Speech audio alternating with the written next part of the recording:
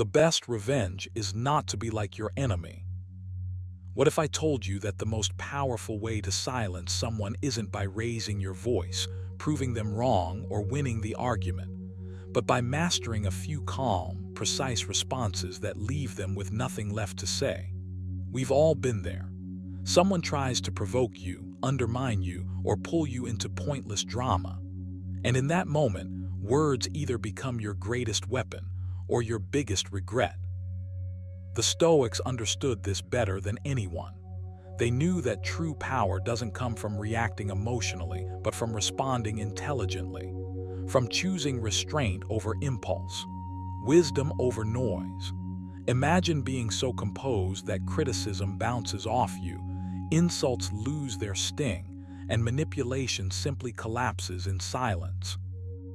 In this video, you'll discover 8 smart Stoic responses that instantly shift the balance of power in any conversation, at work, in relationships, or in everyday life. These aren't comebacks fueled by ego. They're responses rooted in self-mastery, clarity, and quiet confidence. And here, the key. Each response builds on the previous one. If you watch until the very end, you won't just learn what to say, you'll understand why it works and how to embody the calm authority of a true Stoic. Stay with me. This might change the way people speak to you forever.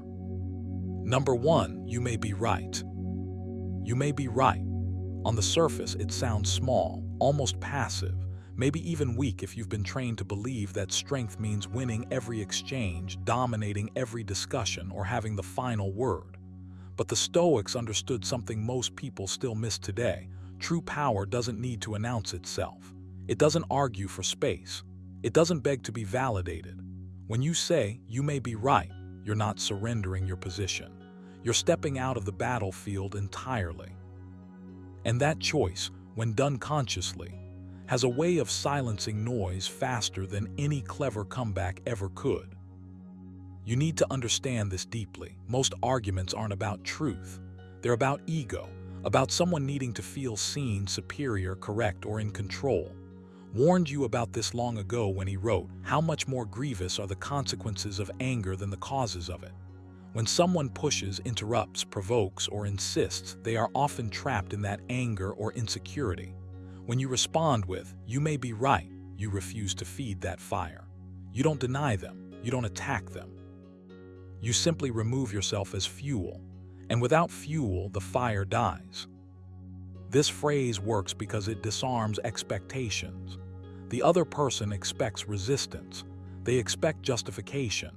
They expect you to explain yourself, defend yourself, or counterattack. Instead, you give them space. Not fake agreement, not submission, space. Epictetus reminds you, if someone tells you that a certain person speaks ill of you, do not make excuses, but answer, "He was ignorant of my other faults, else he would not have mentioned these alone." That same spirit lives in "You may be right." It communicates confidence without confrontation. You're saying, "I don't need to prove myself here. I'm not threatened by your opinion. I'm grounded enough to let this moment pass." What's important is how you say it internally. This isn't about people-pleasing. This isn't about shrinking. This is about sovereignty over your reactions. When you say, "You may be right," while staying anchored in yourself, you are practicing one of the hardest Stoic disciplines, separating what is under your control from what is.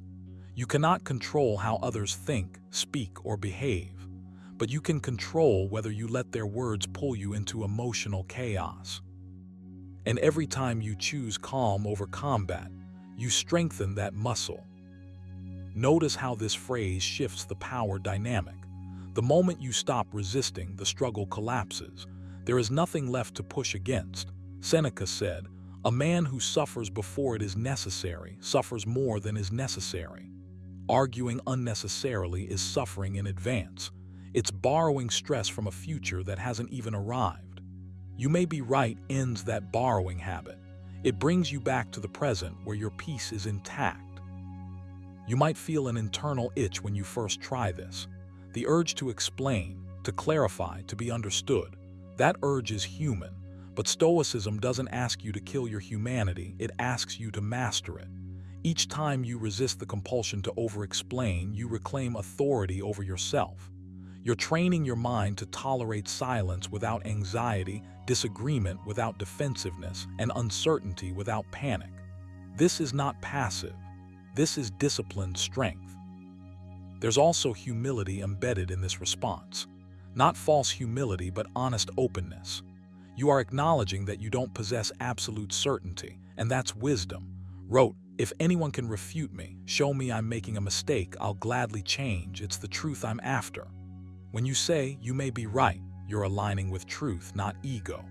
You're leaving the door open for learning while closing the door to pointless conflict. That combination is rare and people feel it immediately. Now let's talk about practice, because philosophy without action is just decoration. Start small. The next time you feel tension rising in a conversation, pause, feel your breath, notice your body. That pause is crucial. It creates distance between stimulus and response. Called this space your greatest freedom, and the Stoics lived by it centuries earlier. In that pause, choose the phrase consciously, not sarcastically, not dismissively, calmly. Say it, then stop talking. Let the silence do the work. Silence is not emptiness, it's presence. Another exercise is reflection. At the end of the day, review your interactions. Ask yourself, where did I feel the urge to prove myself? Where could I have chosen peace instead of being right? Seneca advised daily self-examination for this exact reason. Not to judge yourself harshly, but to sharpen awareness. Awareness precedes change. Without it, you're just reacting on autopilot. You can also rehearse mentally. Imagine future situations where you'd normally argue. Visualize yourself responding with "you may be right" and remaining composed. Your nervous system learns through repetition, even imagined repetition. When the real moment comes, your body will recognize the pattern and follow it more easily. This is how habits are built, not through force but through familiarity. Over time, something subtle happens. You stop needing the last word. You stop chasing validation through agreement. You become harder to provoke, not because you're numb, but because you're centered. And people notice. Not because you dominate conversations, but because you don't need to. That quiet self-possession is magnetic. It signals that your worth isn't up for debate. Remember, Stoicism is not about silencing others. It's about silencing the unnecessary noise inside you. "You may be right" is a tool for that. A simple sentence that carries restraint, humility, and inner authority all at once. Use it not to escape conversations, but to rise above them. Use it to protect your peace, conserve your energy, and align yourself with what actually matters. In the end, the Stoics weren't obsessed with winning arguments. They were obsessed with winning themselves. Every time you choose calm over conflict, restraint over reaction, and wisdom over ego, you move closer to that victory. And that is a win no one can take from you. Number 2, silence, followed by calm eye contact. Silence followed by calm eye contact is one of the most underestimated responses you can master. And once you truly understand it, you stop feeling the urge to defend yourself, explain yourself, or win every exchange with words. You begin to realize that not every sound deserves an answer. Not every challenge deserves your breath.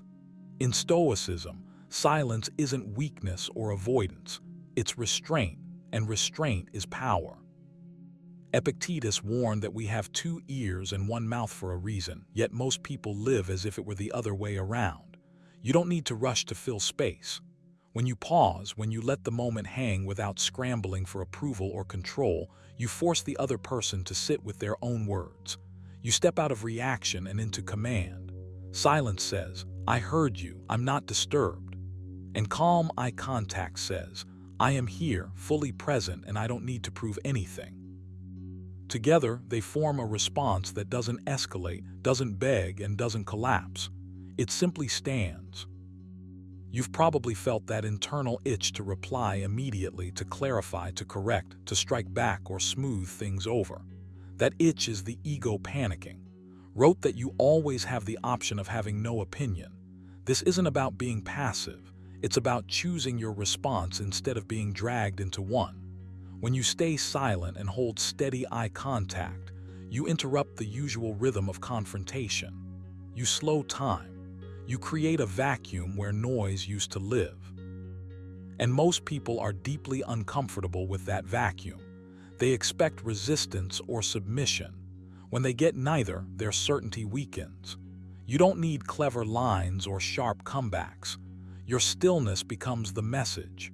You are communicating without saying a word that your emotional state is not available for manipulation. This response works because it begins with mastery over yourself. Stoicism teaches that the only true power you have is over your judgments and reactions. Everything else is external. Words thrown at you are external. Opinions are external. Provocations are external. When you rush to answer, you hand control to something outside you. But when you pause, breathe, and simply look back with calm eyes, you reclaim that control. Seneca wrote, "The greatest power is to be unmoved." Silence is not emptiness here, it's containment. It's you deciding that your energy is valuable and not to be spent impulsively. The calm eye contact seals it. Not aggressive, not staring someone down, just steady, grounded presence. You're not shrinking. You're not attacking. You're standing exactly where you are. There's a deep psychological shift that happens when you adopt this habit. You stop measuring your worth by how well you can argue or explain yourself. You stop trying to manage how others feel about you in every moment. Silence forces you to trust your inner authority. And the more you practice it, the more you realize how often words are unnecessary. The Stoics understood that excessive speech often comes from insecurity. When you're secure, you don't need to rush. You don't need to convince. You let reality speak for itself. Silence, followed by calm eye contact, is a way of saying, "I don't need your agreement to be at peace." That's a radical position in a world addicted to reaction. To make this response part of who you are, you need to train it deliberately. Start with awareness. Notice how quickly you feel the urge to respond when you feel challenged, questioned, or misunderstood. That urge is your cue. Instead of obeying it, pause, count a slow breath in and out, keep your face relaxed, let your shoulders drop. Then meet the other person's eyes with softness, not hardness. This is important. Stoic calm is not coldness, it's clarity. Your eyes shouldn't say, "I dare you." They should say, "I am steady." Practice this in small moments, even when no one is watching. When a thought provokes you internally, don't answer it immediately. Let it pass. This inner silence strengthens the outer one. A powerful exercise is to practice intentional pauses in daily conversation. Not dramatic, not awkward, just slightly longer than what feels comfortable. Let silence exist without apologizing for it. Notice how often people rush to fill it. This trains your nervous system to see silence as safe instead of threatening. Another exercise is mirror practice. Sit comfortably, look at your own eyes in a mirror, and hold that gaze for a minute without judging, without fidgeting, without rehearsing words. This builds familiarity with presence. It sounds simple, but it's confronting, and that's why it works. You're teaching yourself that you don't need movement or speech to be grounded. The Stoics often reminded themselves of impermanence and perspective, urged us to step back and see things from above, to realize how small most disturbances really are. Silence helps you do that in real time. Instead of getting lost in the heat of the moment, you rise above it. You observe. You choose. And when you do eventually speak, if you choose to speak at all, your words carry more weight because they come from stillness instead of agitation. People listen differently when they sense you are not desperate to be heard. Over time, silence followed by calm eye contact reshapes how others experience you, but more importantly, it reshapes how you experience yourself. You stop feeling pulled apart by every interaction. You become less reactive, more centered. You begin to trust that you don't need to perform for respect. You embody it. Epictetus said, "First say to yourself what you would be, and then do what you have to do." If you want to be someone grounded, composed, and unshakable, this response is a daily practice, not a trick. It's a way of being. Adopt it slowly. Respect the discomfort. Let it teach you. Silence is not the absence of strength. It is strength under control. Calm eye contact is not confrontation. It is presence without fear. Together, they silence not by overpowering, but by refusing to be pulled into chaos. And when you realize that you don't owe the world an immediate reaction, you gain something rare and deeply stoic: inner freedom. Number 3, I don't need to prove myself. There's a quiet kind of power in the sentence, "I don't need to prove myself." It doesn't shout, it doesn't posture, it doesn't ask for permission. It simply stands there, grounded, unbothered, complete. When you say it out loud or silently to yourself, you step out of a game that drains most people without them even realizing they're playing. The game of validation, the game of explaining, the game of constantly trying to be seen as enough. Stoicism teaches you something radical here. Your worth is not a debate. Epictetus put it plainly when he said, "If you want to improve, be content to be thought foolish and stupid." That's not weakness. That's freedom. Because the moment you no longer need to prove yourself, other people lose the power to pull you into emotional noise. You feel this most clearly when you stop reacting, not because you're numb, but because you're anchored. You realize that not every challenge deserves an answer, not every doubt deserves a defense, and not every opinion deserves your energy. Reminded himself daily, "I have the power to not let this disturb me." You have that same power, but only if you stop handing it away. When someone tries to corner you with judgment, comparison, or provocation, your silence, or your calm refusal to justify yourself, does more than any clever argument ever could. You're not retreating, you're choosing the higher ground, and that choice changes how you carry yourself. Your posture shifts, your breath slows, your mind clears. You begin to move through conversations with less friction and more control. Stoicism never asks you to shrink. It asks you to become internally complete. Seneca warned, "He who is brave is free." Bravery here isn't loud confidence, it's the courage to let misunderstandings exist, to let people be wrong about you, to let the urge to correct, impress, or explain dissolve. When you stop proving yourself, you stop leaking energy. You start saving it for what actually matters: your discipline, your character, your direction. You begin to sense the difference between what's within your control and what never was. Your values are yours to live, not to advertise. Your growth is something you feel in your bones, not something you need to announce. This mindset demands practice, not theory. You've been conditioned to respond, to defend, to clarify.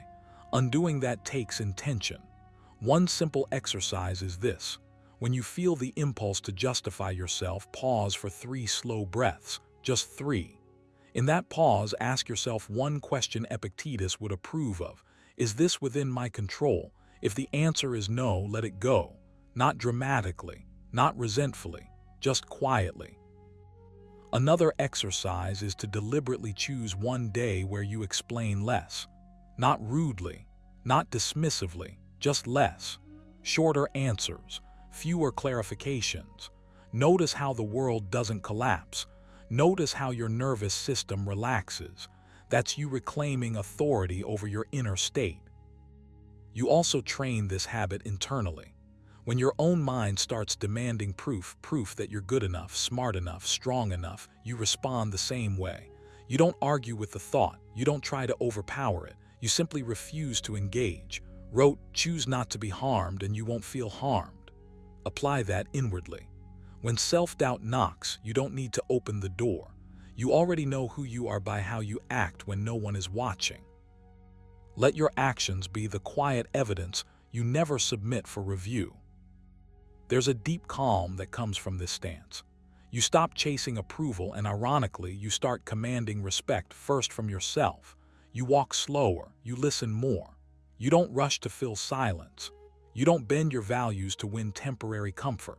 Stoicism calls this inner citadel, the place no opinion can invade unless you invite it.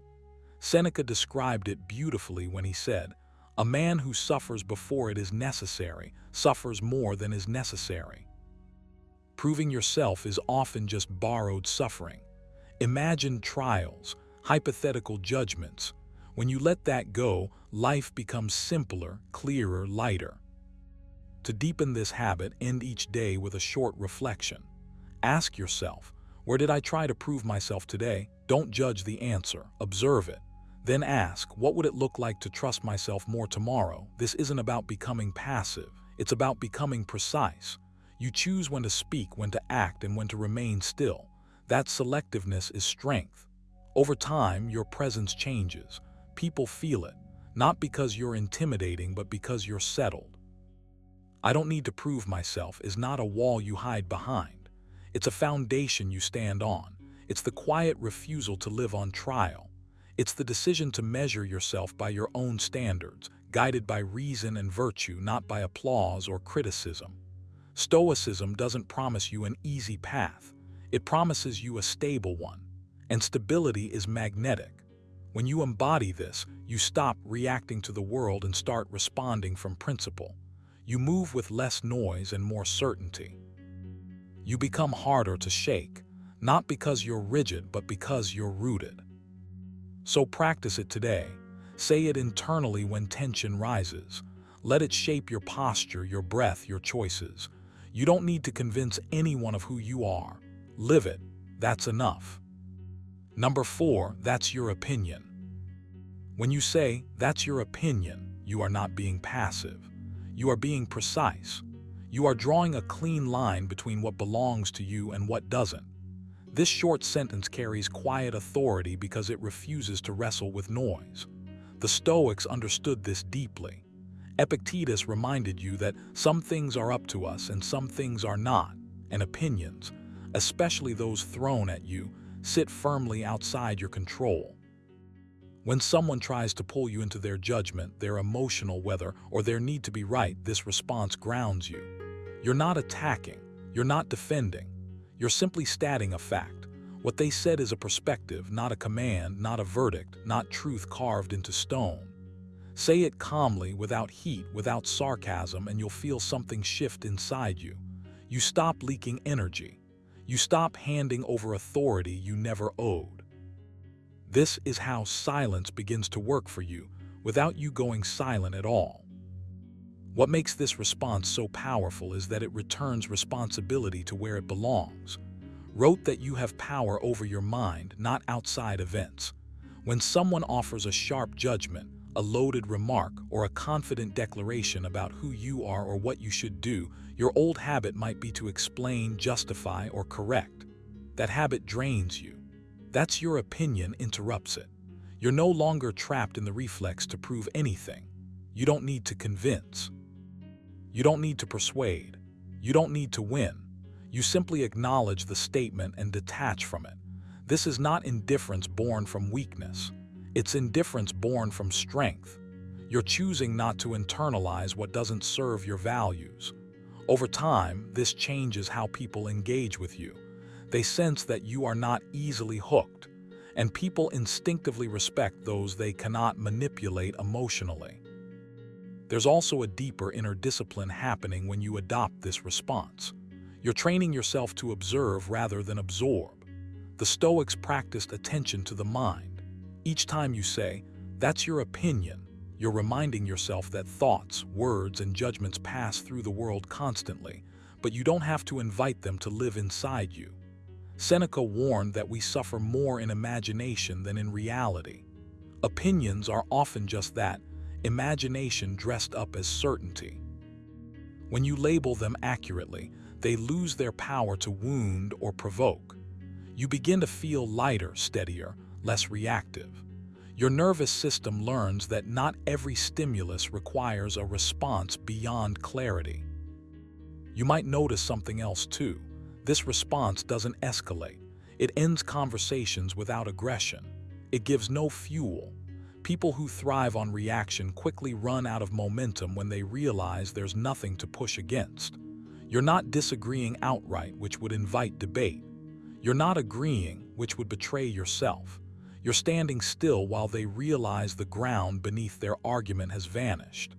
This is classic Stoic restraint. As said, the best revenge is not to be like your enemy. You don't mirror their tone or their urgency. You stay composed. That composure is felt more than any clever comeback. To make this response truly yours, you need to practice the inner posture that supports it. Start by noticing how quickly you label opinions as facts in your own mind. When you feel irritation rise, pause and ask yourself, is this an objective truth or someone's interpretation? This simple question creates space. In that space, you choose how to act. Practice saying the phrase internally first. Let it become a mental reflex before it becomes a verbal one. Over time, your face softens, your voice slows, your body stays relaxed. This is important. The power of the phrase isn't just in the words, but in the calm delivery. Stoicism is lived through behavior, not slogans.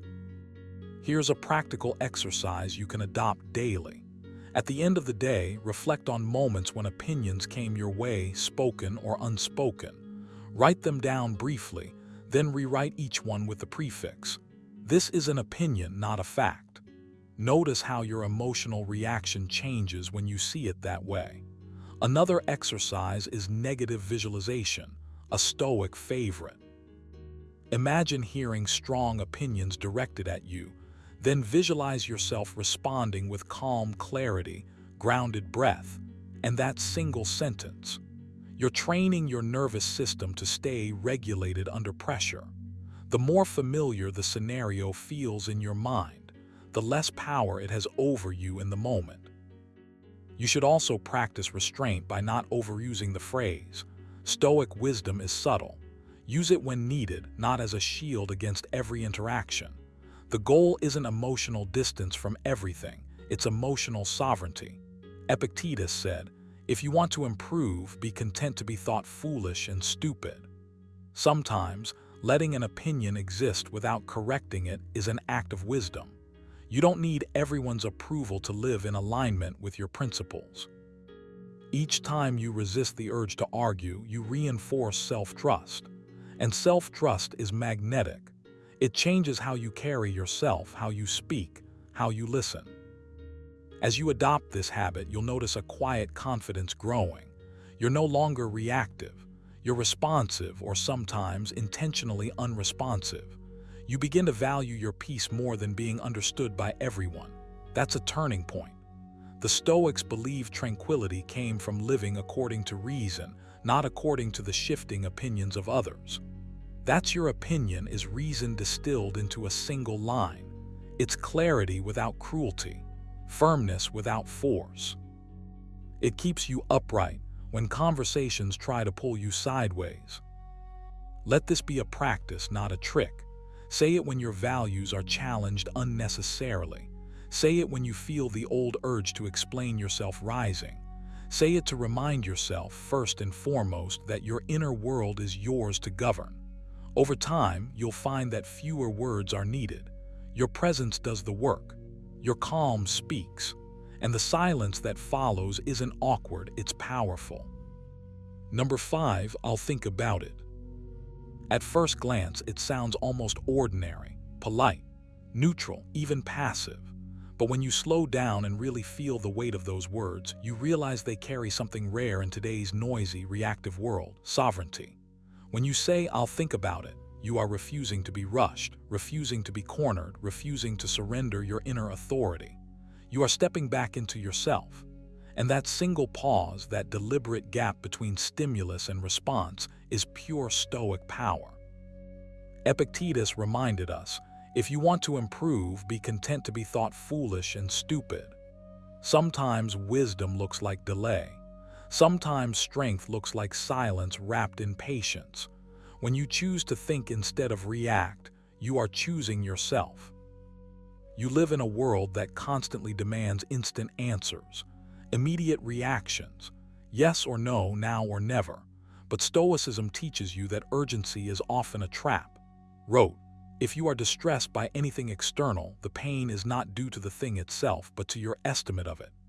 Saying, I'll think about it, is you refusing to accept someone else's estimate as your own. It's you saying, calmly and without aggression, that your mind is not available for impulsive decisions. You are not weak for needing time. You are disciplined. You are practicing restraint, which the Stoics saw as one of the highest virtues. You are training yourself to respond from clarity, not from pressure. Notice how this response does something subtle but powerful. It doesn't argue, it doesn't explain, it doesn't defend, it doesn't invite debate. It simply closes the door without slamming it. That's why it silences people. There's nothing to push against, no emotional hook, no reactive energy. Seneca warned, no man is more unhappy than he who never faces adversity, for he is not permitted to prove himself. When you say, I'll think about it, you allow adversity to pass through you without owning it. You create space, and in that space, you regain command over your inner state. This habit is not about avoidance, it's about mastery. You are not saying no out of fear, and you're not saying yes out of approval seeking. You are saying, I decide when I decide. That alone shifts the balance of power back to you. Most people speak to relieve tension. You speak to preserve alignment. You don't rush your words because you don't rush your values. And the more you practice this, the more natural it becomes.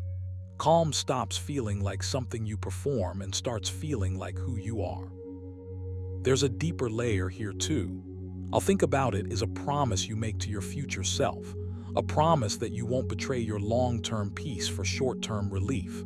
Stoicism is not about suppressing thought, it's about refining it. Epictetus said, make the best use of what is in your power and take the rest as it happens. Your power lies in judgment, in reflection, in choosing when and how you engage. When you buy yourself time, you protect that power. You stop outsourcing your decisions to noise, pressure, or expectation. To live this way, you need to train your mind deliberately. Start small. The next time you feel that internal rush to respond, pause, feel your breath. Let the urgency pass like a wave. Say the words slowly without apology. I'll think about it. No extra explanation, no justification, just presence. Then later, actually think. Sit with the question in silence. Ask yourself whether the choice aligns with your values, your direction, your self-respect. Advised, at every hour, give your full concentration to what's in front of you with precise and genuine seriousness. Thinking is not procrastination when it's intentional, it's preparation. A practical exercise you can adopt is a daily pause practice. Once a day, deliberately delay a non-urgent decision. Write down what you felt in that moment of delay. Was there anxiety, relief, discomfort? That discomfort is where growth lives. Another exercise is mental rehearsal. Before conversations, remind yourself, I don't know instant answers. Repeating this internally builds confidence. Over time, your nervous system learns that you are safe even when you don't react immediately. That's emotional independence in action. You can also reflect nightly, as Seneca recommended, reviewing the day. Ask yourself, where did I rush today? Where could I have paused? This isn't about guilt, it's about awareness. Each reflection sharpens your judgment. Each pause strengthens your character. Slowly, you become someone who cannot be rushed, manipulated, or unsettled easily. Someone whose silence carries weight because it comes from intention, not confusion. I'll think about it is not a filler phrase, it's a boundary. It's a declaration that your inner world matters, that your decisions are not for public negotiation, that you respect your own mind enough to consult it before speaking.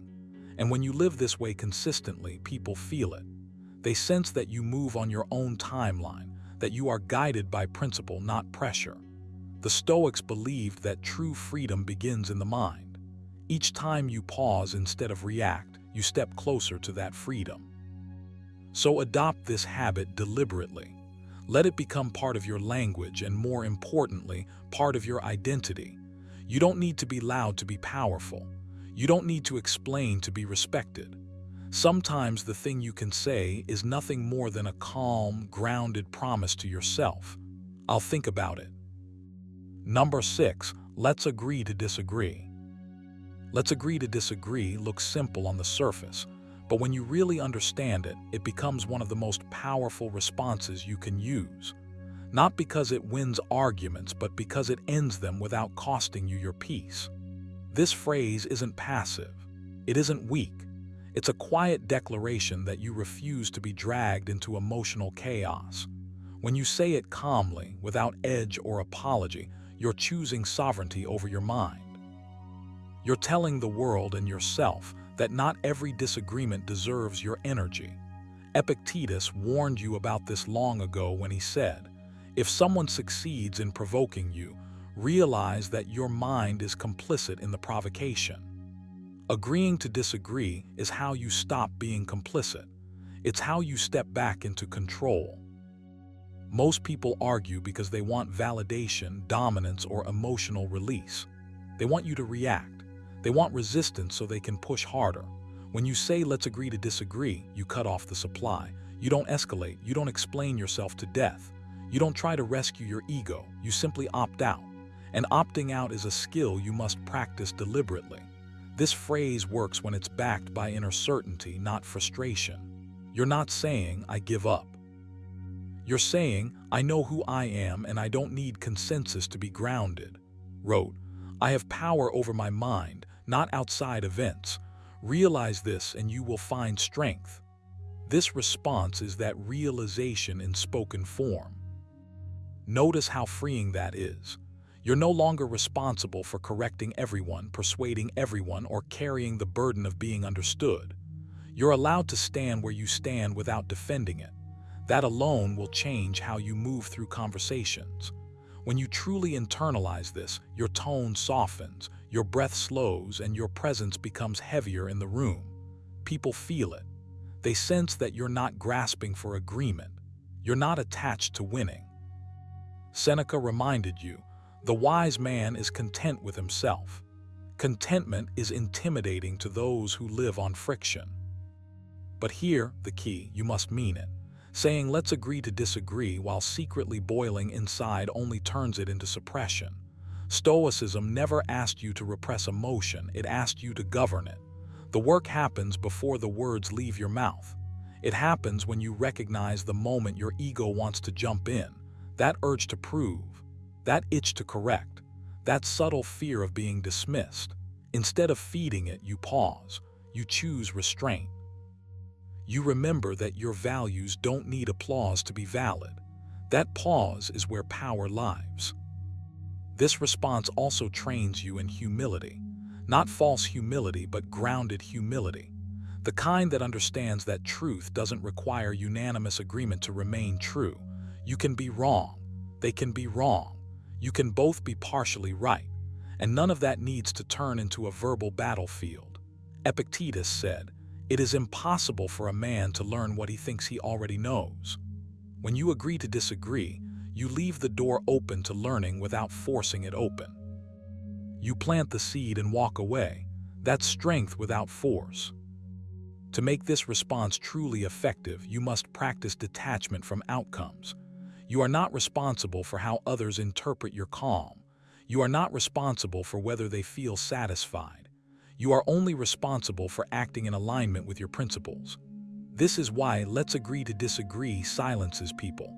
Not because it shuts them down aggressively, but because there's nothing to push against. No hooks, no emotional leverage. You become unmovable, not rigid, but rooted. Like a mountain that doesn't argue with the wind. Now let's turn this into a habit rather than a clever line. Start with awareness. For the next few days, observe how often you feel pulled into debates that drain you. Don't judge yourself, just notice. That awareness alone weakens the impulse. Next, practice internal agreement before external disagreement. Say to yourself, "I'm allowed to hold my view without defending it." Repeat it until it feels natural. Then rehearse the phrase mentally, not as a script, but as a posture. Calm, neutral. Final, you're not seeking permission to disengage. You're granting it to yourself. Another exercise is intentional silence. When you feel the urge to counter, pause for 3 slow breaths. In that pause, ask one question: is this worth my peace? Urged you to ask this constantly, even if indirectly, when he wrote about choosing tranquility over impulse. If the answer is no, then let's agree to disagree becomes the natural conclusion, not a forced one. Over time, your nervous system learns that not every disagreement is a threat. That's when real composure forms. You can also journal on this. Write about the beliefs you feel most compelled to defend. Ask yourself why. Is it truth you're protecting or identity? Stoicism asks you to strip identity from opinion. Once you do that, disagreement loses its sting. You stop taking opposition personally. You stop reacting as if your worth is on trial. Seneca put it plainly: he who is brave is free. Freedom here is freedom from the need to convince. Eventually, this phrase stops being something you say and becomes something you embody. Your body language aligns. Your voice steadies. You don't rush to fill silence. You let the moment end naturally. That's when people truly feel silenced, not by force, but by your refusal to engage in noise. And the most important part, you walk away lighter. No mental replays. No imaginary arguments later. Just clarity. Adopt this as a rule. Not every disagreement deserves resolution. Some deserve distance. Some deserve peace. Some deserve nothing at all. When you choose, let's agree to disagree, you're choosing the long game. You're training yourself to value inner order over external dominance. That's Stoic wisdom in action. Calm, deliberate, unshakable.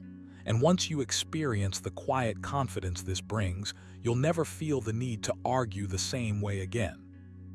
Number 7, a composed smile, no words. A composed smile, no words. At first glance, it sounds almost too simple, like something you'd overlook because it doesn't feel clever enough. But the more you sit with it, the more you realize how much discipline, restraint, and inner authority it actually requires. Anyone can react. Anyone can fire back with words sharpened by ego or insecurity. Very few people can meet provocation with stillness and let their calm speak for them. When you choose a composed smile instead of a verbal response, you are not avoiding the moment. You are mastering it. You are saying, without explaining yourself, I am not ruled by this. And that is pure Stoicism in motion. You already know how tempting it is to correct, defend, or dominate a conversation. The urge rises fast, almost automatic. Someone challenges you, disrespects you, or tries to pull you into their emotional storm, and your mind starts drafting responses before they even finish speaking. This is where most people lose their power. Epictetus warned you about this long ago when he said, "It is not things themselves that disturb us, but our judgments about them."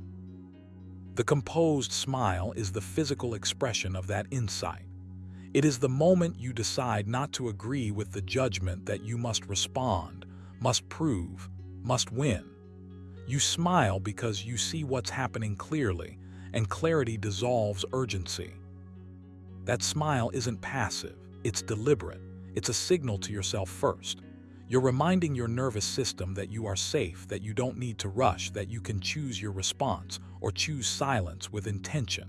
Wrote, you always own the option of having no opinion. A composed smile is the embodiment of that option. It's you declining to take the bait, not because you're weak or unsure, but because you're grounded enough to know that not every moment deserves your voice. Some moments deserve your composure. Think about how rare it is to see someone who doesn't scramble for validation in conversation, someone who doesn't rush to explain themselves, someone who doesn't leak emotional energy through their face, their posture, their tone. When you adopt a composed smile, you step into that rare category. You become unpredictable in the best way. People expect resistance or compliance, aggression or retreat. They don't expect calm amusement. They don't expect ease. That's why it silences them. Not because it humiliates, but because it creates a pause they can't control. You don't need to prove that you understand the insult, the jab, the provocation. Your smile already shows that you see it clearly and it doesn't own you. Seneca said, "The best revenge is to be unlike him who performed the injury." A composed smile is exactly that. It refuses to mirror chaos. It refuses to descend. It keeps you upright while the other person is left wrestling with their own energy. Silence paired with composure becomes a mirror. Whatever they brought into the moment, they're forced to face it alone. This takes practice. Don't pretend it doesn't. The first few times you choose a composed smile, your mind will still be noisy. Thoughts will race. Words will line up behind your teeth, begging to be released. That's okay. Stoicism was never about erasing emotion, it's about training your relationship with it. Each time you hold the smile and let the words pass, you strengthen a muscle most people never train. The muscle of restraint, the muscle of self-command. You'll notice something subtle when you do this consistently. Your posture changes, your breathing slows, your presence deepens. You're no longer trying to control the situation, you're controlling yourself. And that shift is magnetic, reminded you, be tolerant with others and strict with yourself. The composed smile is strictness applied inward. It's discipline made visible. Here's a practical exercise you can start using immediately. Once a day, intentionally pause before responding to anything that triggers even mild irritation. Don't aim for silence right away. Aim for stillness. Feel your breath. Relax your jaw. Let a small, calm smile form, not forced, not sarcastic, just settled. Hold it for 3 slow breaths. Then decide whether words are truly necessary. Most of the time, you'll realize they are. This isn't about suppressing yourself, it's about choosing wisely. Another exercise is mental rehearsal. Before your day begins, imagine moments where someone tries to rush you emotionally. Don't picture what they say, picture your response. See yourself grounded, shoulders relaxed, eyes steady, a composed smile in place. The Stoics believed deeply in preparing the mind in advance. When the moment comes, you won't be improvising. You'll be executing a decision you've already made. There's also a deeper layer to this practice. The composed smile is a reminder that your worth is not negotiated in conversation. You don't rise or fall based on someone else's tone. Epictetus put it plainly, if you want to improve, be content to be thought foolish and stupid. Silence can look foolish to those addicted to noise. Let it. Your peace is not up for debate. Over time, this response changes how you see conflict altogether. You stop viewing every interaction as something to manage or dominate. You start seeing it as information. You observe more. You listen better. You conserve energy. And energy, once conserved, becomes available for what actually matters: your purpose, your craft, your character. A composed smile is not the absence of strength. It's strength refusing to waste itself. Adopt this habit not to silence others, but to anchor yourself. Let the smile be your quiet declaration that you are in control of your inner world. Words are optional. Presence is not. And when you master the art of calm without commentary, you'll discover a truth the Stoics lived by. The strongest response is often no response at all. Just clarity, dignity, and a steady smile that says you're exactly where you need to be. Number 8, walking away without reacting. Walking away without reacting sounds simple, almost too simple, yet it's one of the hardest disciplines you'll ever practice. Your body wants to answer back. Your mind rushes forward with clever lines, sharp defenses, explanations that beg to be heard. And still, Stoicism whispers something far more radical. You don't need to respond at all. You don't need to prove anything. You don't need to win the moment. You just need to keep your inner state intact. When you walk away without reacting, you aren't avoiding strength. You're exercising the deepest kind of it. Epictetus said, "It is not things themselves that disturb us, but our judgments about them." When you stop reacting, you interrupt that judgment. You refuse to hand your peace to someone else's words.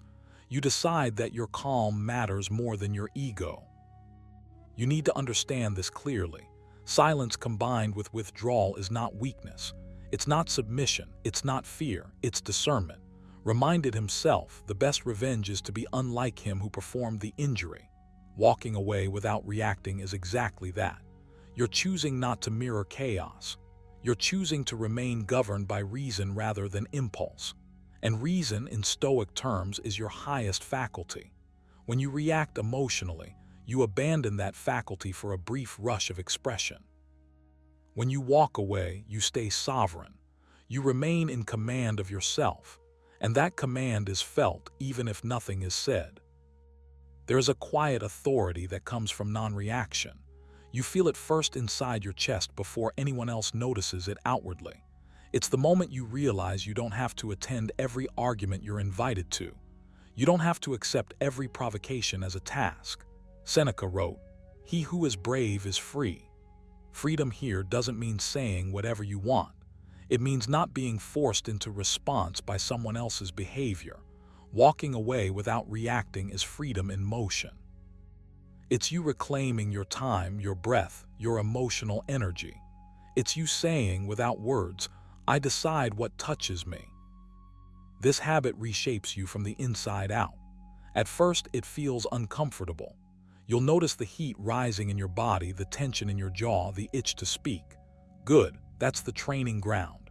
Stoicism never promised comfort, it promised clarity. Each time you choose to walk away, you teach your nervous system a new pattern. You teach it that not every stimulus requires a response. Over time, the urge softens. You begin to experience a gap between what happens and how you respond. In that gap lives your power. Later echoed this Stoic insight when he said, "Between stimulus and response there is a space. In that space is our power to choose our response." Walking away expands that space. You don't walk away to punish the other person. You walk away to protect yourself. This distinction matters. If your silence is fueled by resentment, it will rot inside you. Stoic silence is clean. It's intentional. It's rooted in self-respect. Urged, be tolerant with others and strict with yourself. Walking away without reacting is that strictness. You're holding yourself to a higher standard than emotional reflex. You're practicing restraint not because you're weak, but because you're disciplined. To make this real, you need practice, not theory. Start with a daily mental rehearsal. Each morning, remind yourself that you may encounter rudeness, misunderstanding, or provocation. Did this himself, writing about meeting people who are meddling, ungrateful, arrogant, dishonest. This isn't pessimism, it's preparation. When you expect friction, you're less shocked by it. When you're less shocked, you're less reactive. Say to yourself, "Today, I choose composure over commentary. Today, I walk away when my peace is threatened." Then train your body. When you feel provoked, don't argue with the feeling. Notice it. Feel the heat. Feel the tightening. Take one slow breath in through your nose, longer out through your mouth.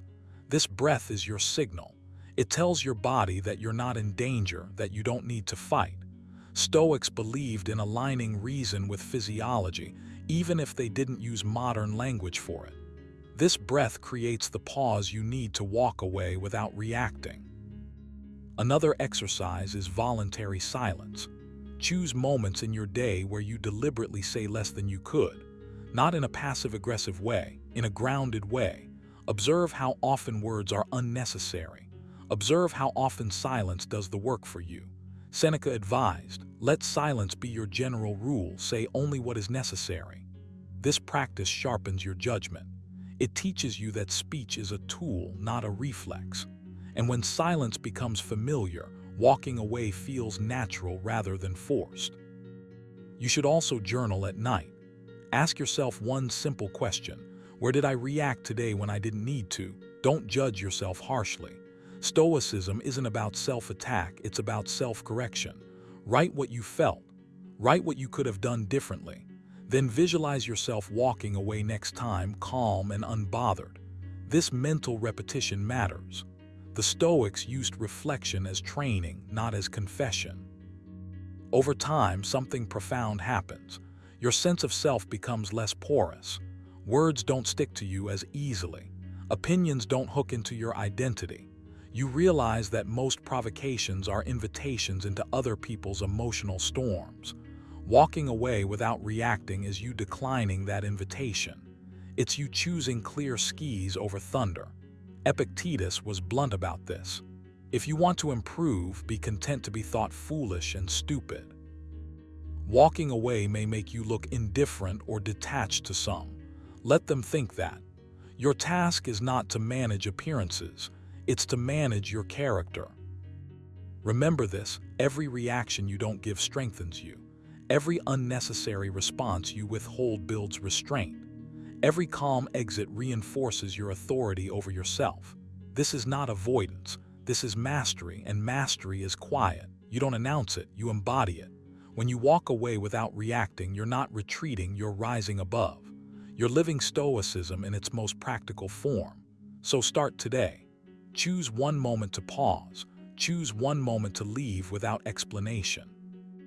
Protect your inner citadel, as called it. Because once you learn to walk away without reacting, very little in this world can control you. Before you speak again, remember this: true power isn't loud, it's unshakable. The Stoics taught that when you master your responses, you master the situation, and more importantly, you master yourself. The 8 responses you've just learned aren't about winning arguments or putting others down. They're about protecting your peace, commanding respect without aggression, and staying calm when others lose control. In a world addicted to reactions, your restraint becomes your advantage. If even one of these responses made you pause and think, imagine what happens when you practice all 8. Over time, people will stop trying to provoke you, not because you fight back, but because they realize they can't move you. That's Stoic strength. If you found value in this, don't forget to like the video. It helps this wisdom reach those who need it most. Subscribe for more Stoic lessons on confidence, self-mastery, and inner power. And remember, you don't need to silence others with words. Your calm already does that. We suffer more in imagination than in reality. Seneca. What if I told you that most men don't fail with women because they lack intelligence, ambition, or even confidence, but because they unknowingly repeat the same silent mistakes? Mistakes that seem logical, even smart, yet quietly destroy attraction. You might be disciplined, you might be thoughtful, you might pride yourself on being rational and self-aware. And yet, despite all of that, things still fall apart. Conversations fade, respect slips, attraction disappears. Not because you aren't enough, but because modern dating rewards emotional mastery more than raw intellect. The Stoics understood this centuries ago. They knew that strength without self-control becomes weakness, that attachment clouds judgment, and that chasing approval is the fastest way to lose it.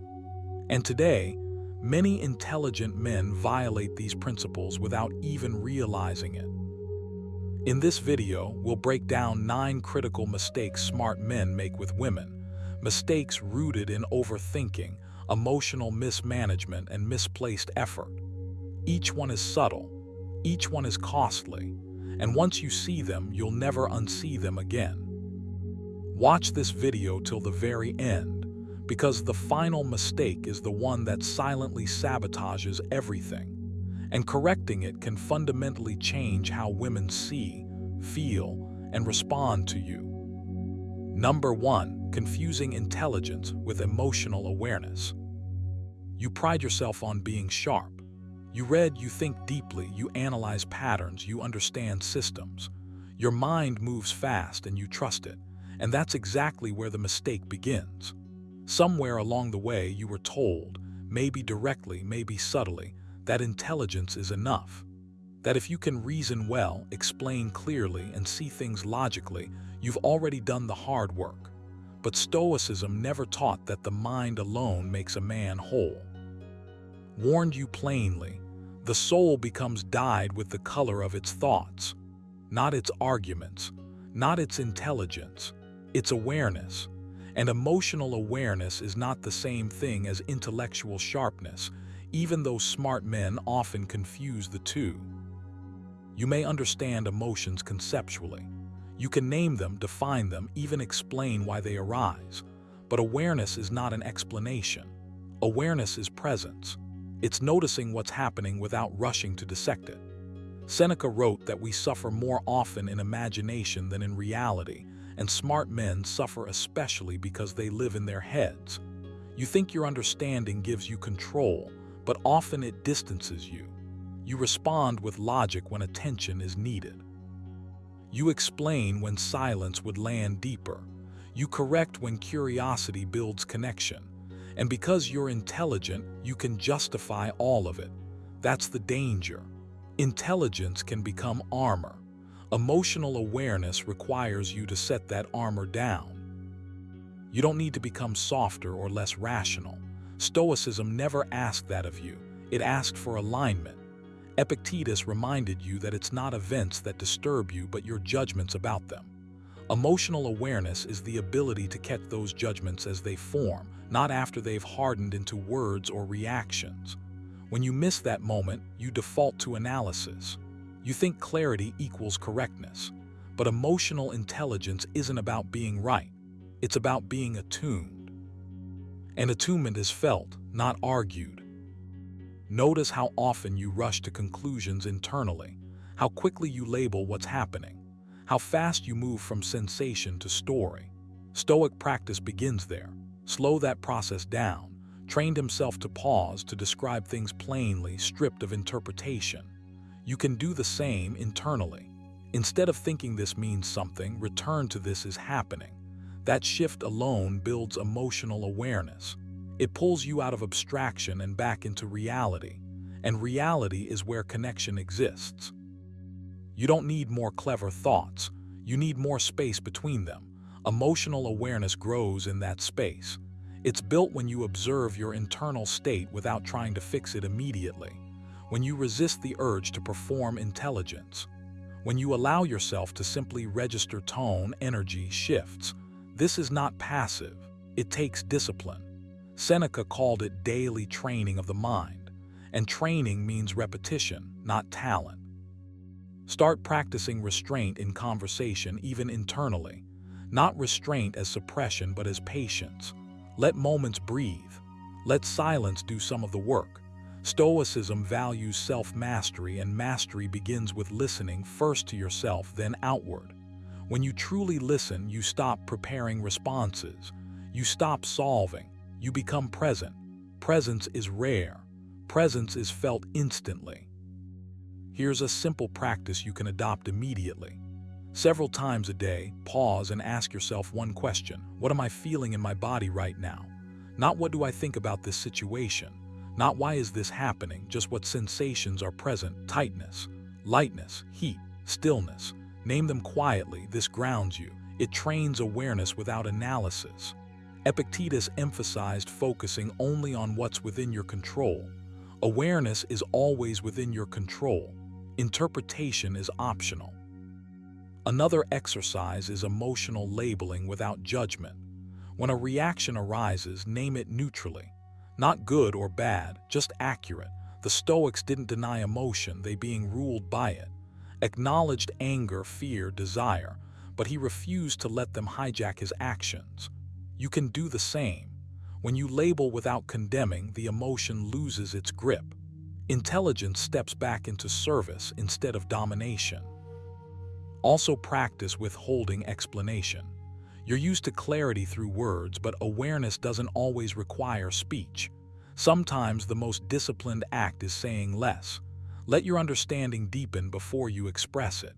Seneca warned that many speak before they think. Smart men often think before they feel. Both miss the mark. Feel first. Then choose your response deliberately. That's Stoic strength. You're not being asked to abandon reason. You're being asked to integrate it. Stoicism is about harmony between thought and feeling, impulse and restraint, self and world. When intelligence operates without awareness, it becomes sharp but brittle. When paired with emotional awareness, it becomes grounded, calm, and compelling. Take responsibility for this practice. No one can do it for you. You won't read your way into awareness.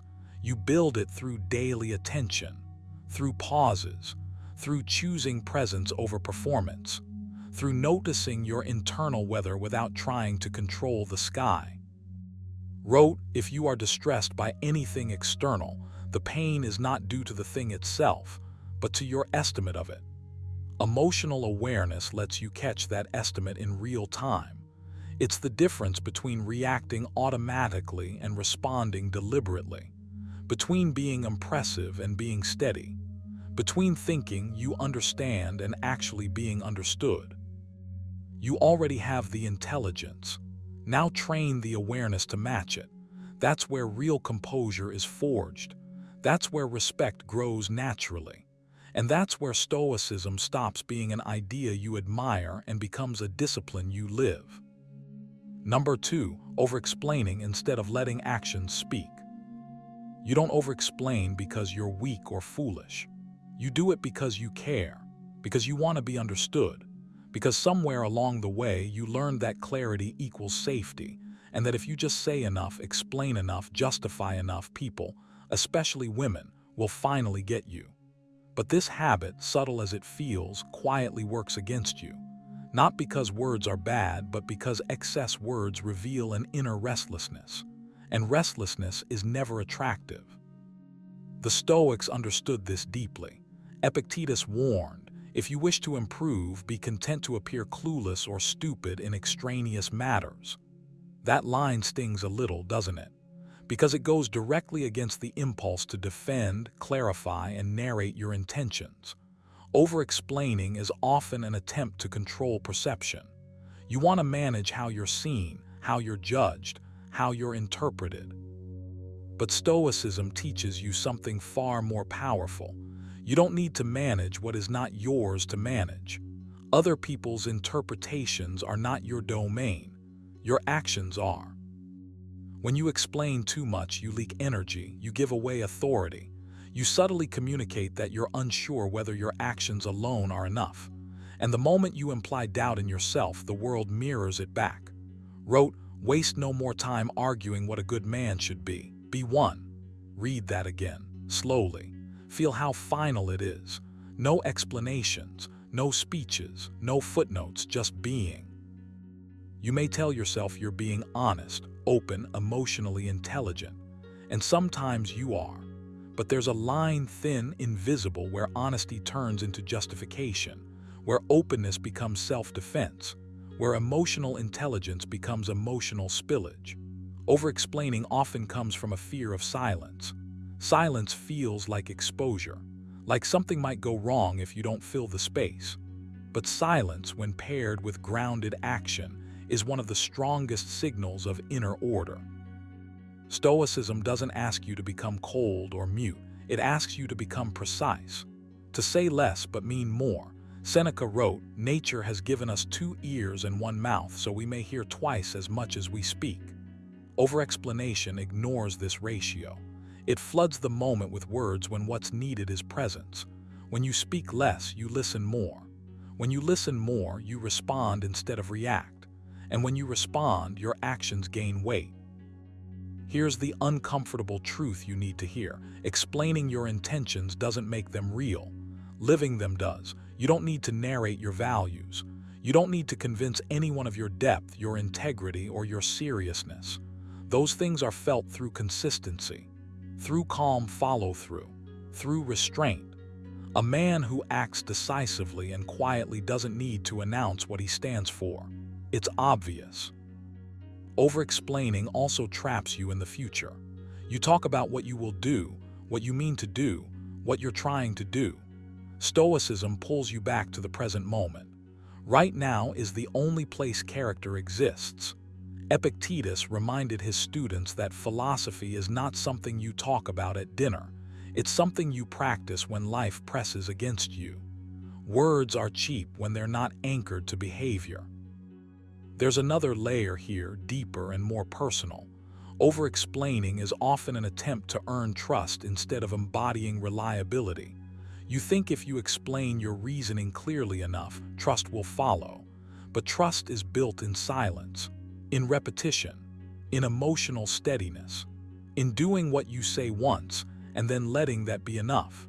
Every extra explanation after that weakens the original promise. So what do you do instead? You begin by slowing down your speech. Literally, fewer sentences, shorter ones. You pause before responding. You ask yourself a simple Stoic question: is this necessary? Not helpful, not clever, necessary. Ask himself this constantly, and you should too.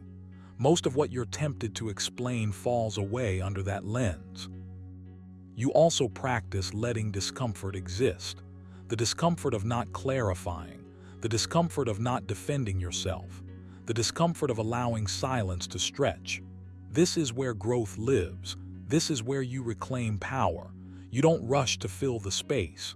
You stay grounded in your body. You breathe. You let your actions speak on your behalf, even if it takes time, especially if it takes time. Here's a practical exercise. For the next week, notice every time you feel the urge to explain yourself, not just out loud, but internally. Pause, count to 3. Then ask, have my actions already answered this? If the answer is yes, say nothing. Let the moment stand. Another exercise, commit to under-promising and over-delivering. Say less up front, do more afterward. This rewires your sense of self-trust. Another Stoic practice is negative visualization, not to become pessimistic, but to loosen attachment. Imagine that no explanation you give will be fully understood, ever. Now ask yourself, would I still act the same way? If your answer changes, that's your signal. You've been acting for approval, not alignment. Real confidence doesn't depend on being understood. It depends on being aligned with your principles. You're not here to persuade the world of your worth. You're here to live in a way that makes persuasion unnecessary. When you stop over-explaining, something subtle shifts. Your words gain gravity. Your silence gains presence. Your actions start to land harder because they're no longer padded with excuses or explanations. Remember this Stoic truth and carry it with you. Character doesn't need a narrator.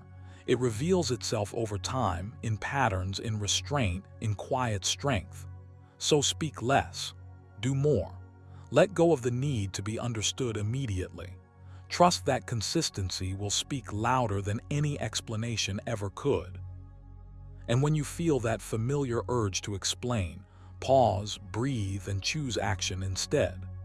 That choice, repeated daily, is how you become the man whose presence answers questions before they're ever asked. Number 3, seeking validation, rather than maintaining self-respect.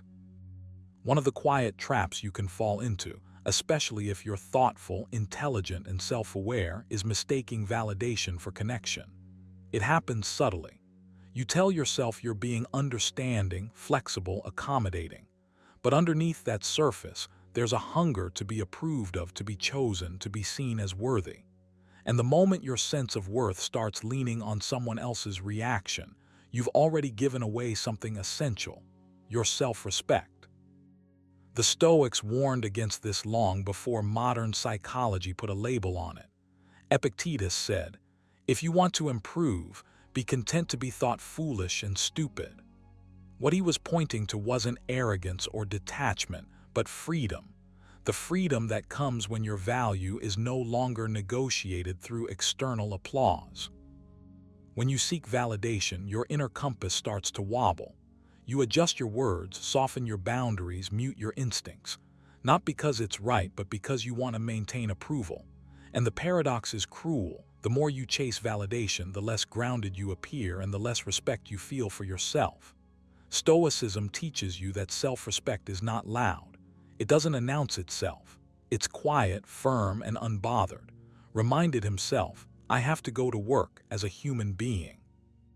Not as a pleaser, not as a performer. As a human being acting in alignment with reason and virtue. That's your task too. You don't need to be cold or distant to be self-respecting. You just need to stop outsourcing your worth. The moment you notice yourself waiting for reassurance, replaying conversations in your head, or subtly shaping your behavior to get a certain response, that's your signal. Pause. Breathe. Ask yourself a harder question. Am I acting from principle or from fear of disapproval? That single question can interrupt years of unconscious habits. Stoicism isn't about suppressing desire, it's about disciplining it. Wanting to be liked is human. Needing to be liked is bondage. Self-respect begins when you decide that your values are non-negotiable, even when it costs you comfort. Seneca wrote, "He who is brave is free." Brave here doesn't mean aggressive or confrontational. It means being willing to tolerate discomfort without collapsing into self-betrayal. You stop explaining yourself excessively. You stop chasing clarity when silence already gave you the answer. You stop shrinking your needs to appear agreeable. Not because you're playing a role, but because you finally understand that dignity is more attractive than approval, and peace is worth more than praise. This shift requires practice, not once, daily. One simple exercise is restraint. Today, resist the urge to seek reassurance. Don't ask for confirmation that you're doing fine. Let uncertainty exist without immediately filling the space. Sit with it. Observe how your body reacts. The Stoics believe that between stimulus and response lies your power. Every time you don't reach outward for validation, you strengthen that power. Another exercise is alignment. At the end of the day, ask yourself, did I act in a way I respect? Not was I liked? Not was I accepted? Just that. Over time, that question rewires what you chase. There's also the practice of negative visualization, a favorite Stoic tool. Imagine losing approval. Imagine being misunderstood. Imagine not being chosen. And then notice you're still here. Your breath continues. Your principles remain intact. This isn't pessimism, it's liberation. When you rehearse the loss of validation in your mind, it loses its grip on you in real life. As said, you have power over your mind, not outside events. Realize this and you will find strength. Validation is an outside event. Self-respect is internal. One is fragile, the other is unshakable. You also need to redefine what strength looks like. Strength is not proving your worth. Strength is knowing it so deeply that you don't need to defend it. When you maintain self-respect, your presence changes. You speak more slowly. You listen without trying to impress. You walk away from situations that drain your integrity without turning it into a performance. You stop negotiating your standards in moments of loneliness. And loneliness itself becomes lighter because it no longer threatens your identity. This doesn't make you rigid, it makes you centered. Stoicism never asked you to reject connection, it asked you to approach it without desperation, to give without losing yourself, to care without clinging, to stand firm without hardening your heart. Epictetus put it simply, don't explain your philosophy, embody it. You don't announce self-respect. You live it in the pauses you allow, in the boundaries you keep, in the choices you make when no one is watching. If you want to start today, here's another exercise. Write down 3 principles you refuse to abandon for approval. Not dramatic ideals, quiet truths. Then for the next week, let those principles guide your actions, even when it feels uncomfortable. Especially then. Discomfort is not a warning sign. It's often a sign you're growing. Each time you choose self-respect over validation, you build an internal steadiness that no reaction can take away. And remember this, the goal is not to be admired by everyone. That's impossible and exhausting. The goal is to be at peace with yourself.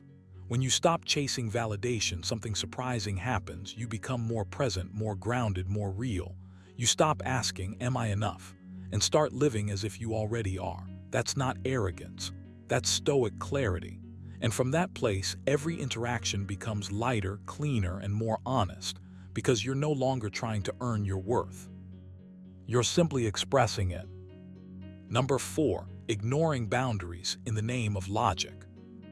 You tell yourself you're being reasonable. You explain, clarify, justify. You believe that if your logic is sound enough, if your intentions are clean enough, then boundaries shouldn't be an issue. After all, you're not trying to harm, manipulate, or control. You're trying to understand. And yet, this is exactly where many intelligent men go wrong. You mistake logic for awareness and explanation for respect.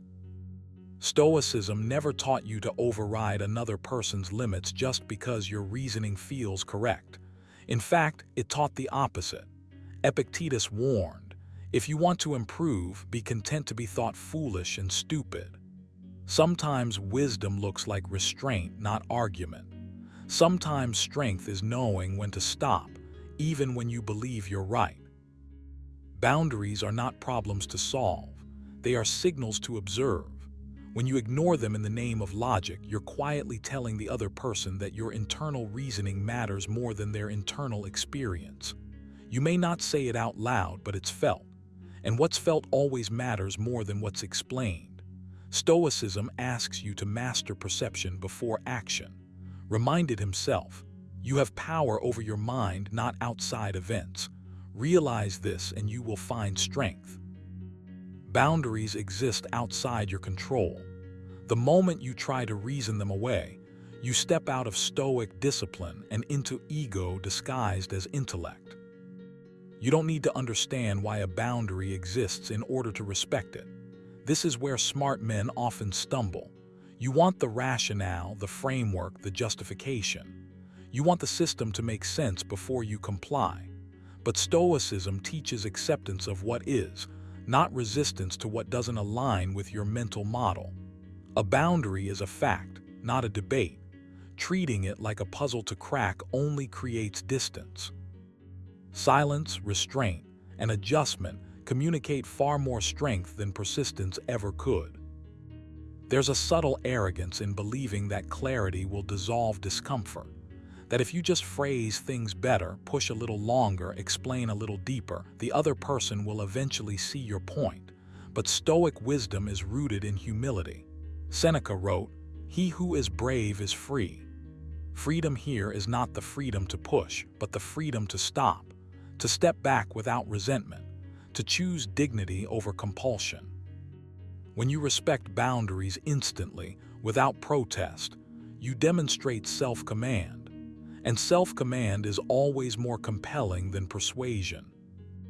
Ignoring boundaries also signals inner chaos, even if your words sound calm.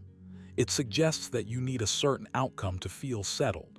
Stoicism asks you to reverse that equation. You act with virtue first and let outcomes fall where they may. When you override boundaries, you're revealing attachment to being understood, to being accepted, to being right.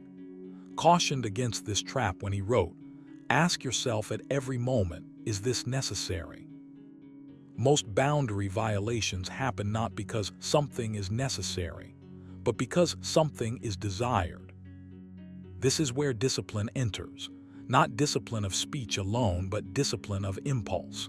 The Stoics trained themselves to pause before reacting, to insert space between stimulus and response. You can practice this.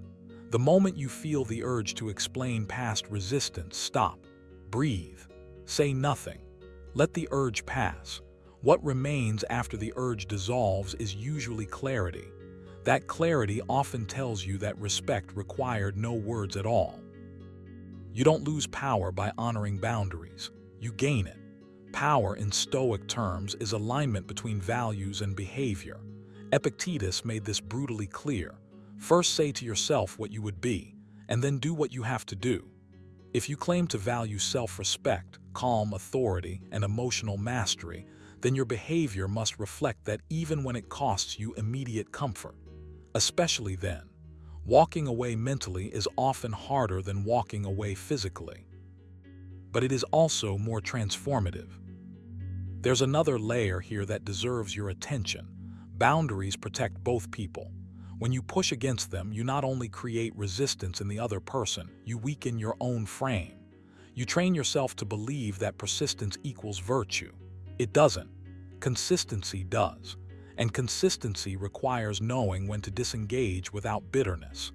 Seneca warned, "No man is more unhappy than he who never faces adversity, for he is not permitted to prove himself." Restraint is one of those quiet adversities. It tests whether your composure is real or conditional. To embody Stoic masculinity, you must learn to see boundaries as neutral information, not rejection, not challenge, not invitation, just information. When you can receive that information calmly without emotional escalation, you step into a different category of presence. You become predictable in the best way, steady, grounded, unreactive. That steadiness is felt immediately, and it begins with relinquishing the need to convince. Here is a practical exercise. For the next week, practice non-intervention. When you sense resistance, say nothing beyond acknowledgement. No follow-up explanations. No internal rehearsals. Simply note the sensation in your body and let it fade. Another exercise, journal nightly and ask yourself one question: where did I respect a limit today without needing validation? This trains your attention toward virtue rather than outcome. Over time, you'll notice your responses becoming cleaner, simpler, and more controlled. Stoicism never promised ease. It promised clarity, and clarity often requires surrendering the illusion that logic governs human connection. Respect does. Presence does. Self-mastery does. When you stop ignoring boundaries in the name of logic, you start honoring something far more powerful, reality as it is. And when you align yourself with reality instead of arguing with it, you move through the world with a calm authority that no explanation could ever achieve. Number 5, trying to fix instead of understanding. You don't do it because you're careless. You do it because you're intelligent, capable, and wired to solve problems. You see tension, confusion, emotional distance, and something in you immediately moves forward, sleeves rolled up, mind engaged, ready to repair, adjust, optimize.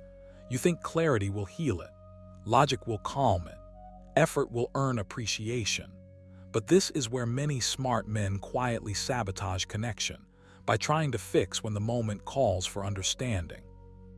Stoicism never asked you to become cold or indifferent. It asked you to become precise. And precision here means knowing when action helps and when presence does more than intervention. Epictetus warned, "We have 2 ears and 1 mouth so that we can listen twice as much as we speak."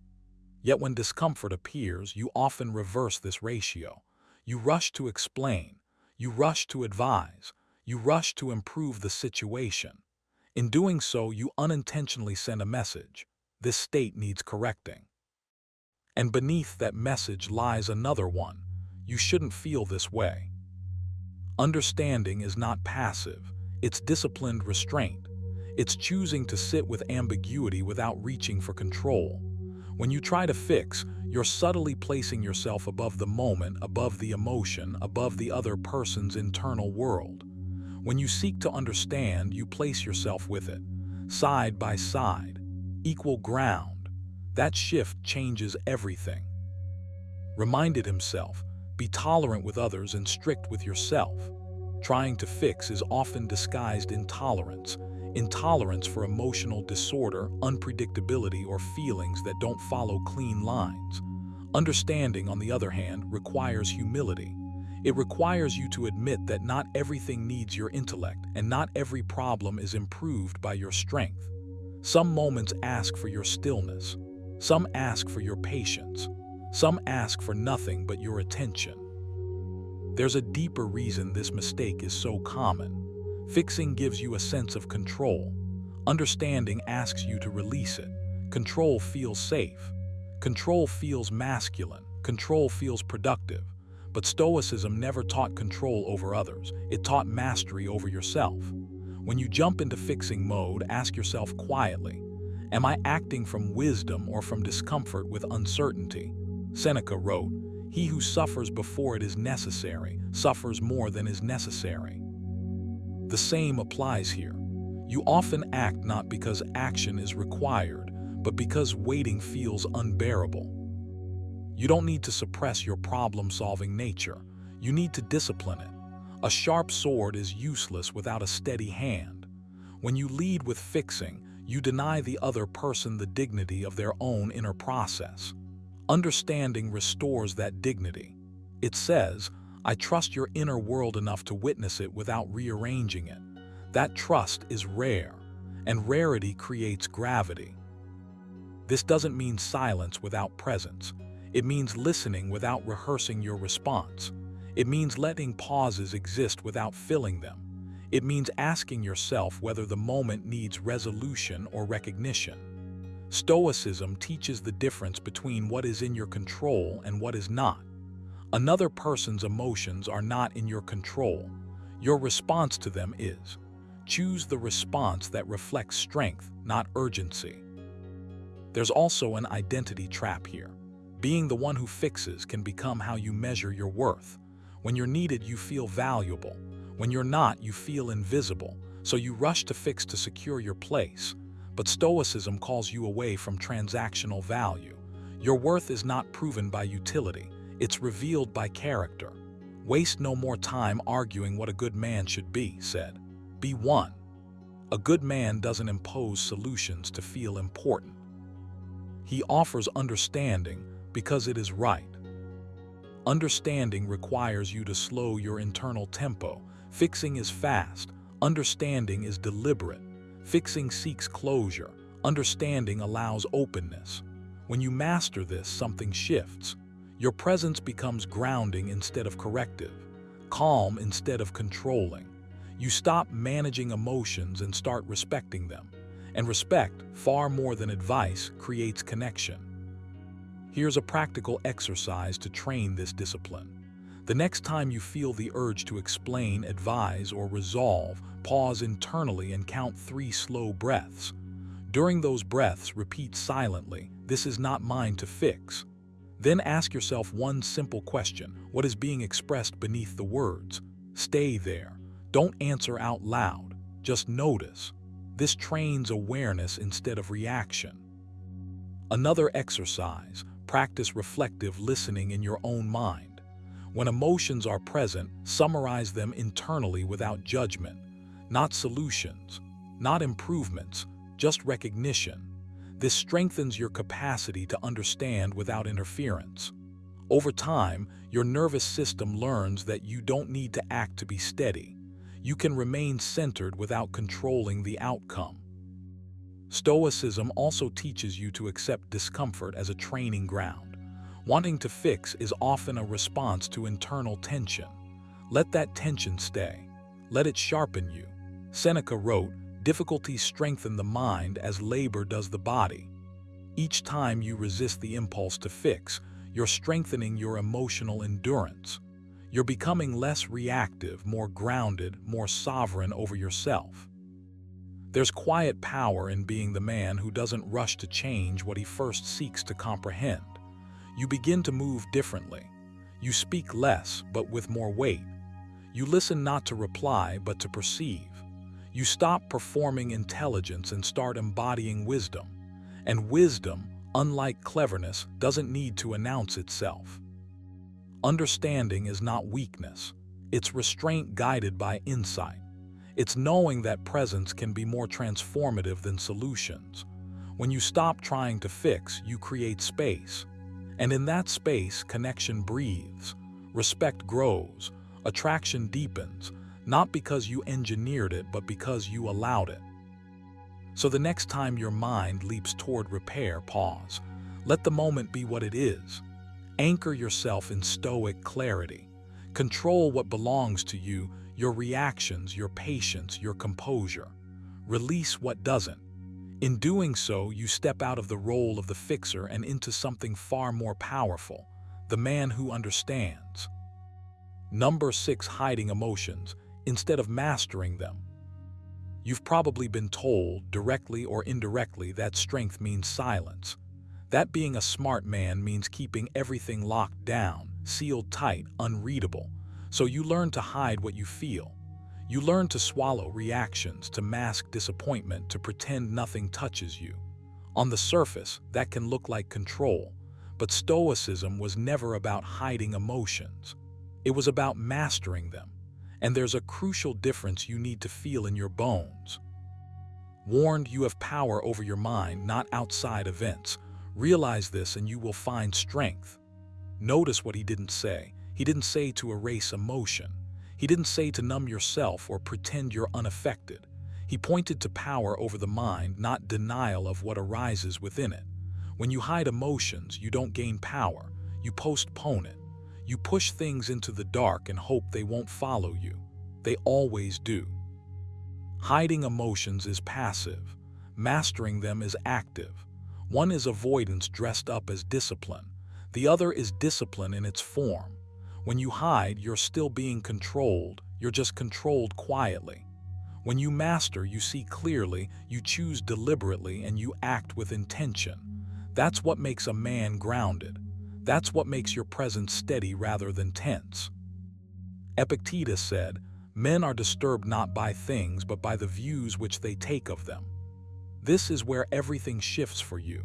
Emotion itself is not the enemy. The interpretation is. The judgment is. The reflexive story you tell yourself in the split second before you react. When you hide emotion, you never examine that story. You just suppress the symptoms and let the cause remain untouched. Mastery begins when you slow down enough to notice what you're telling yourself and decide whether it deserves your belief. There's a quiet confidence that comes from knowing you can feel deeply without being hijacked. It's not coldness, it's not emotional absence, it's steadiness. You stop leaking tension. You stop broadcasting internal chaos through forced calm. Instead, you develop an inner order that others can sense without you saying a word. That's Stoic strength. Calm but alive. Present, not rigid. You don't need to kill emotion to be strong. You need to train it. Just like the body, the mind responds to attention and repetition. Seneca wrote, "A man who suffers before it is necessary suffers more than is necessary." Hiding emotions often means suffering twice, once in silence now, and once later when the pressure breaks through in ways you didn't choose. Mastery reduces unnecessary suffering because you face what's real as it appears, not after it has fermented. Start by changing your relationship with the first spark of feeling. The Stoics called this the initial impression. You can't stop it, it arrives automatically, but you can stop yourself from signing off on it. That pause, that fraction of a second where you say, "This is an impression, not a command," is where mastery lies. Practice this daily, not dramatically, quietly. Each time something stirs you, name it internally without judgment.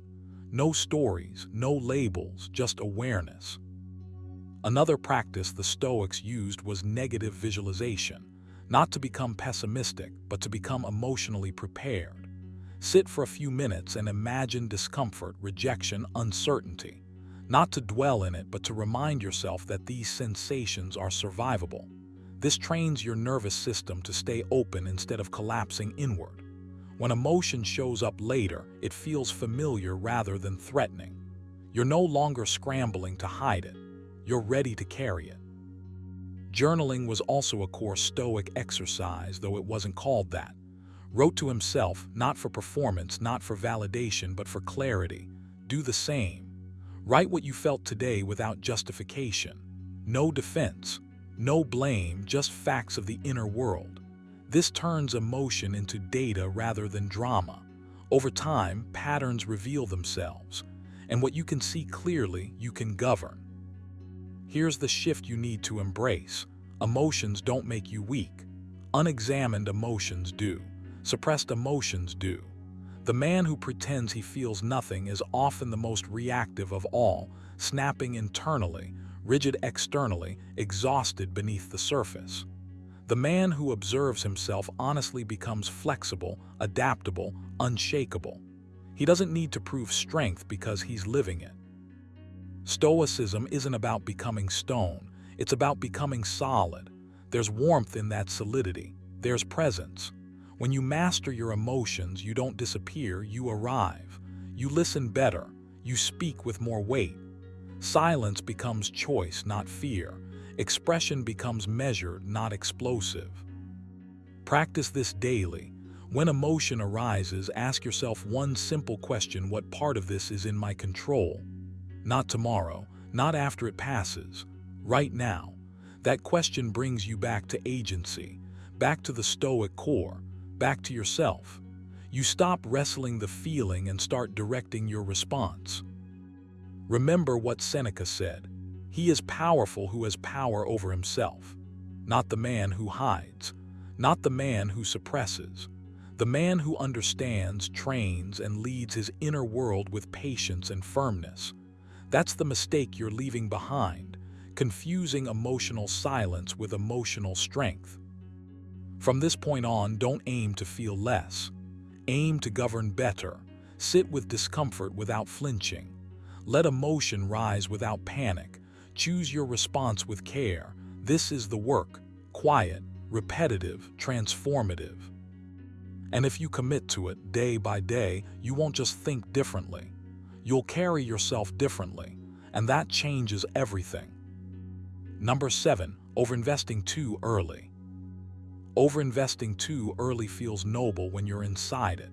It feels generous, attentive, even mature. You tell yourself you're being intentional, that you're showing depth instead of playing games. But beneath that story, something quieter is happening.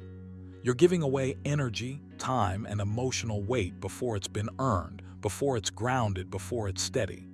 And the Stoics would tell you, gently but firmly, that this is not strength.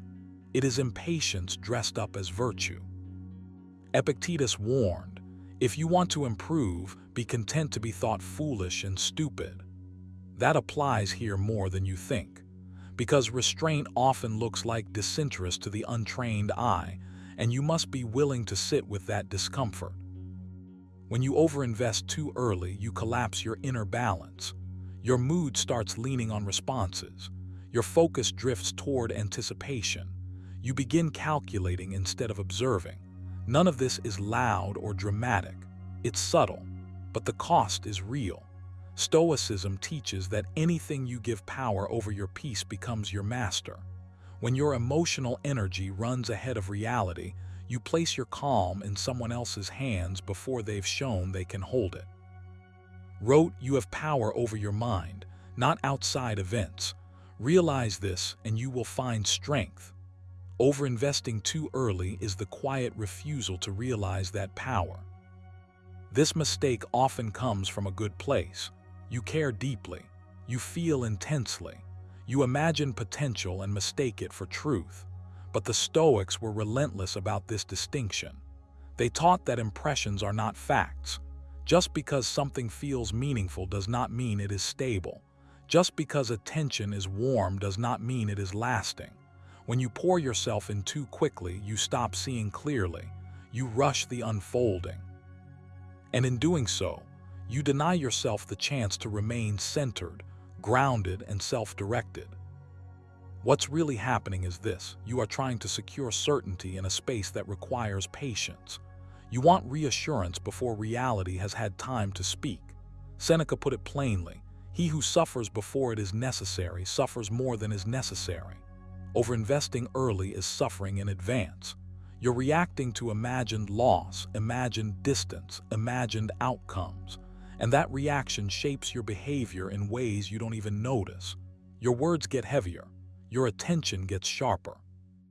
Your silence gets harder to hold. And suddenly, the ease that once existed begins to disappear. Stoicism does not ask you to be cold. It asks you to be measured. There is a difference.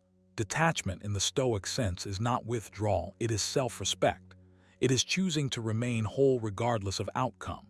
When you invest slowly, deliberately, you allow space for reciprocity to emerge naturally. You allow interest to reveal itself rather than forcing it into form. You stay rooted in your own rhythm instead of adjusting yourself to someone else's pace. This is not strategy, it is alignment. You must understand this deeply. Attraction, connection, and respect grow in environments where there is room to breathe. Overinvestment suffocates that space. It communicates urgency where calm would be more powerful. It signals fear of loss where confidence would speak louder. The Stoics believed that virtue is enough, that if you act with reason and self-command, outcomes take care of themselves. When you overinvest early, you abandon that trust. You try to control the uncontrollable. And control, the Stoics remind us, is an illusion. So what do you do instead? You begin by slowing your internal tempo, not your interest, not your curiosity, but your emotional acceleration. You allow yourself to feel without immediately acting on the feeling. You practice presence without projection. You remind yourself again and again that nothing is owed to you simply because you feel strongly. Advised, receive without pride, let go without attachment. That sentence alone can recalibrate your entire approach if you let it. A powerful practice is this. When you feel the urge to give more, pause, not forever, just pause. Ask yourself whether this action is coming from abundance or anxiety, from choice or fear, from calm or anticipation. Write the answer down if you need to.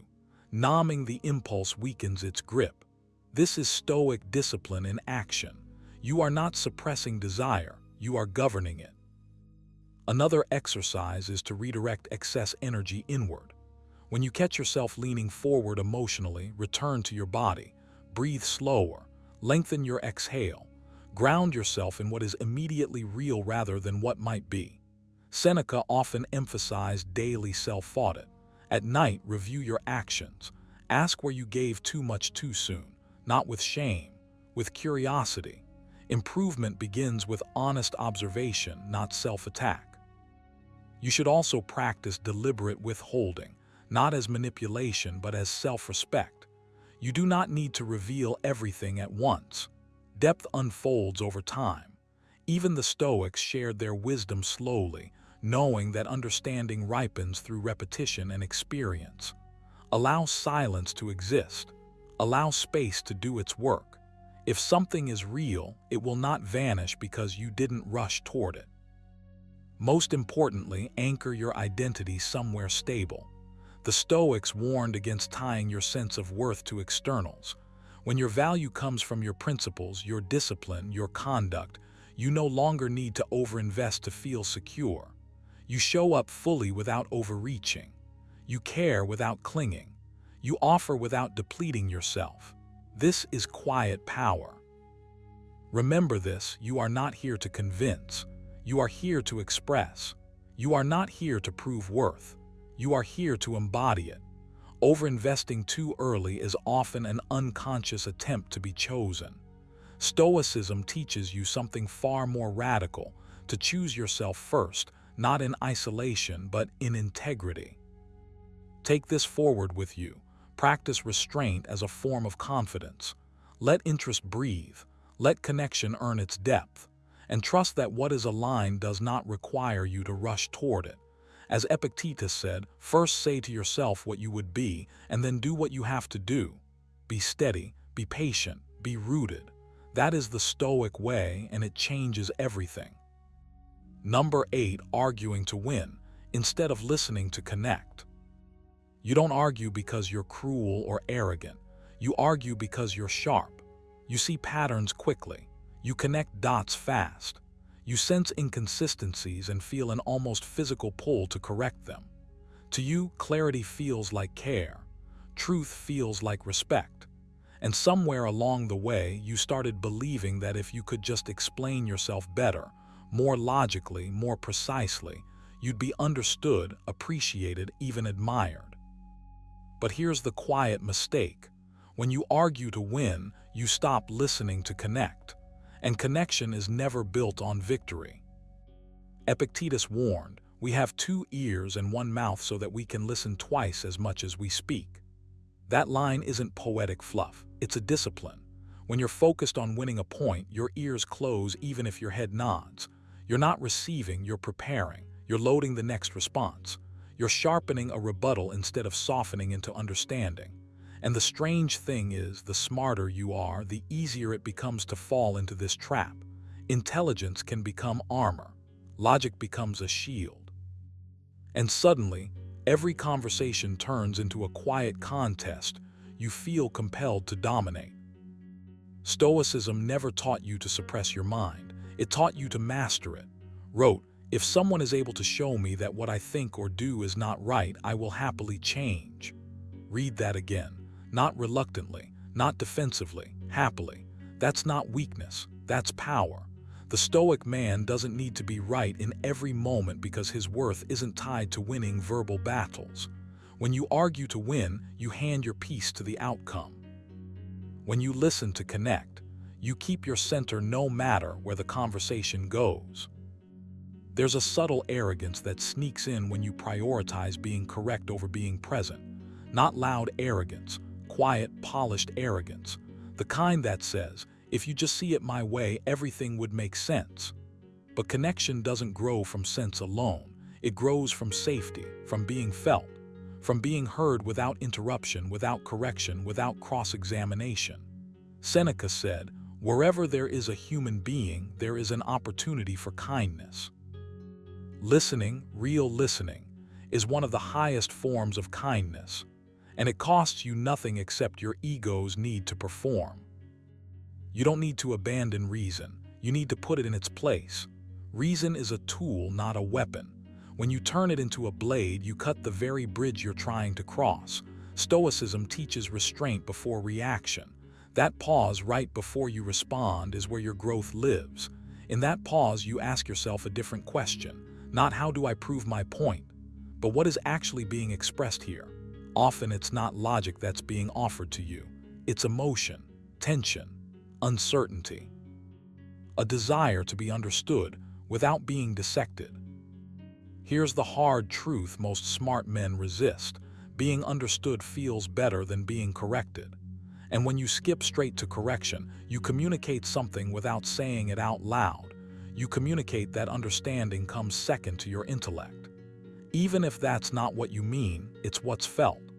Epictetus reminded his students, first say to yourself what you would be, and then do what you have to do.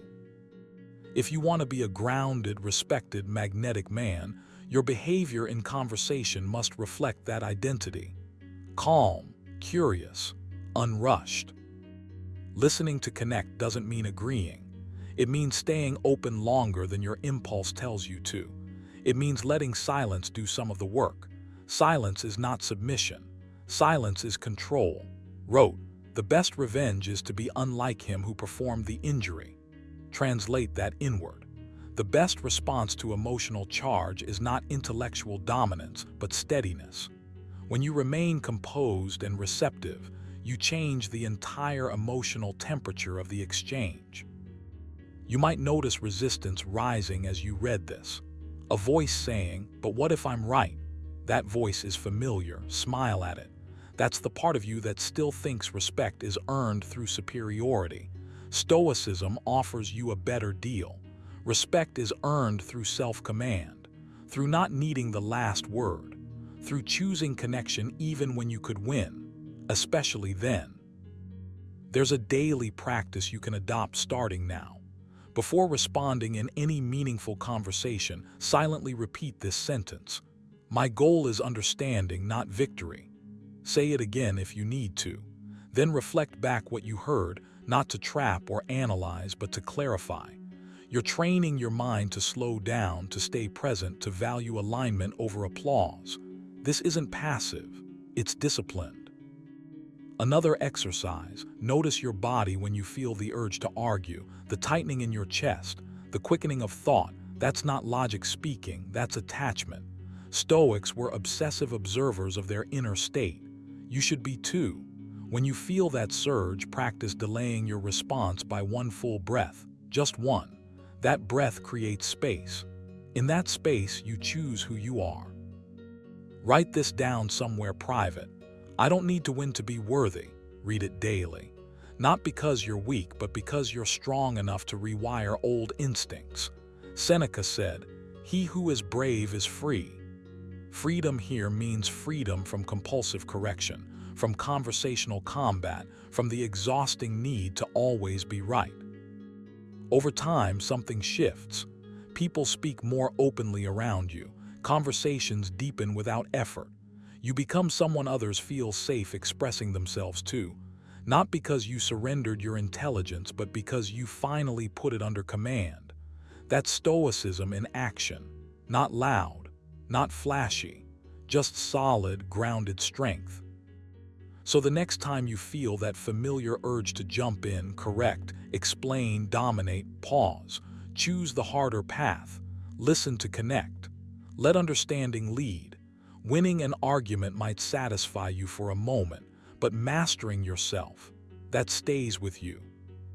Number 9. Abandoning inner purpose for external approval. One of the quiet mistakes you make, often without noticing it at first, is trading your inner purpose for external approval. It doesn't happen all at once. It starts subtly with small adjustments. You soften your edges. You delay your own priorities. You begin to measure your worth through reactions, signals, validation. And before you know it, your direction is no longer yours. It's outsourced. The Stoics warned against this centuries ago, not because approval is evil, but because dependence on it makes you unstable. Epictetus said, "If you want to be invincible, make yourself dependent on nothing that lies outside your own will." Read that again. Nothing outside your will, not attention, not admiration, not desire. When you abandon your inner purpose to be liked, you hand over the steering wheel of your life. You feel this mistake most clearly in your body, a tension you can't name, a sense of performing instead of being. You start asking silently, was that enough? Or did I say the right thing? And the more intelligent you are, the easier it is to rationalize this behavior. You call it adaptability, you call it social awareness, you call it emotional intelligence, but deep down you know the truth. You are bending instead of standing. Warned, if you are distressed by anything external, the pain is not due to the thing itself, but to your estimate of it. When approval becomes the metric, your peace becomes fragile. You rise and fall with someone else's reactions. That is not strength. That is emotional debt. Stoicism teaches you that purpose is not something you negotiate.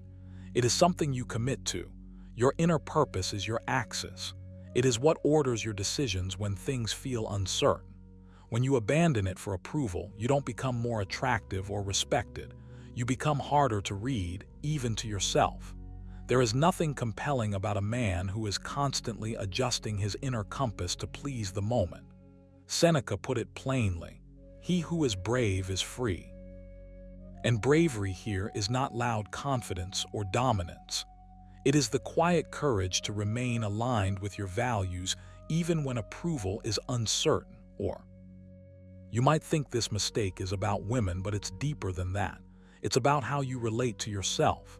The moment you prioritize being accepted over being grounded, you start leaking self-respect.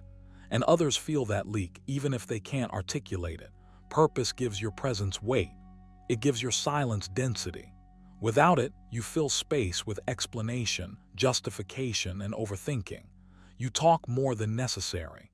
You seek reassurance without asking for it directly. You react too quickly. Epictetus reminded his students, first say to yourself what you would be, and then do what you have to do. Not the other way around. Not see how they respond, then decide who to be. Reclaiming your inner purpose is not about becoming rigid or cold. It's about becoming internally anchored. When your purpose comes first, approval becomes optional, not essential. You stop negotiating your standards in exchange for attention. You stop performing emotional labor just to be chosen. You start acting from intention rather than anticipation. Wrote, "The tranquility that comes when you stop caring what they say, or think, or do, only what you do." That tranquility is magnetic, not because it tries to be, but because it cannot be shaken easily. Here is where action matters. Stoicism is not a philosophy you admire, it is one you practice. Start with this exercise. Each morning before the day pulls you outward, write down one sentence that defines your inner purpose for the day. Not a goal, a principle. Something like, "Today I act with self-respect regardless of outcome." Or, "Today I do not trade my values for comfort." Carry that sentence with you. Return to it when you feel the urge to seek approval. This is not about suppressing desire for connection. It's about refusing to betray yourself to get it. Another practice is voluntary discomfort, something the Stoics valued deeply. Seneca encouraged it to weaken dependence on externals. Choose moments where you intentionally do not seek reassurance. Let silence exist. Let uncertainty breathe. Notice how often your impulse is to explain, to justify, to soften your stance. Don't judge it, observe it. Awareness is the first reclaiming of power. As said, you have power over your mind, not outside events. Realize this and you will find strength. Every time you resist the reflex to chase approval, you reinforce that power. You also need to redefine what approval means to you. External validation is not nourishment, it's seasoning. Purpose is the meal. When you reverse that order, you starve internally while appearing full externally. Ask yourself honestly and often, would I still choose this action if no one praised me for it? That question alone can dismantle months of self-deception. It brings you back to center. It reminds you that dignity is not granted, it is maintained.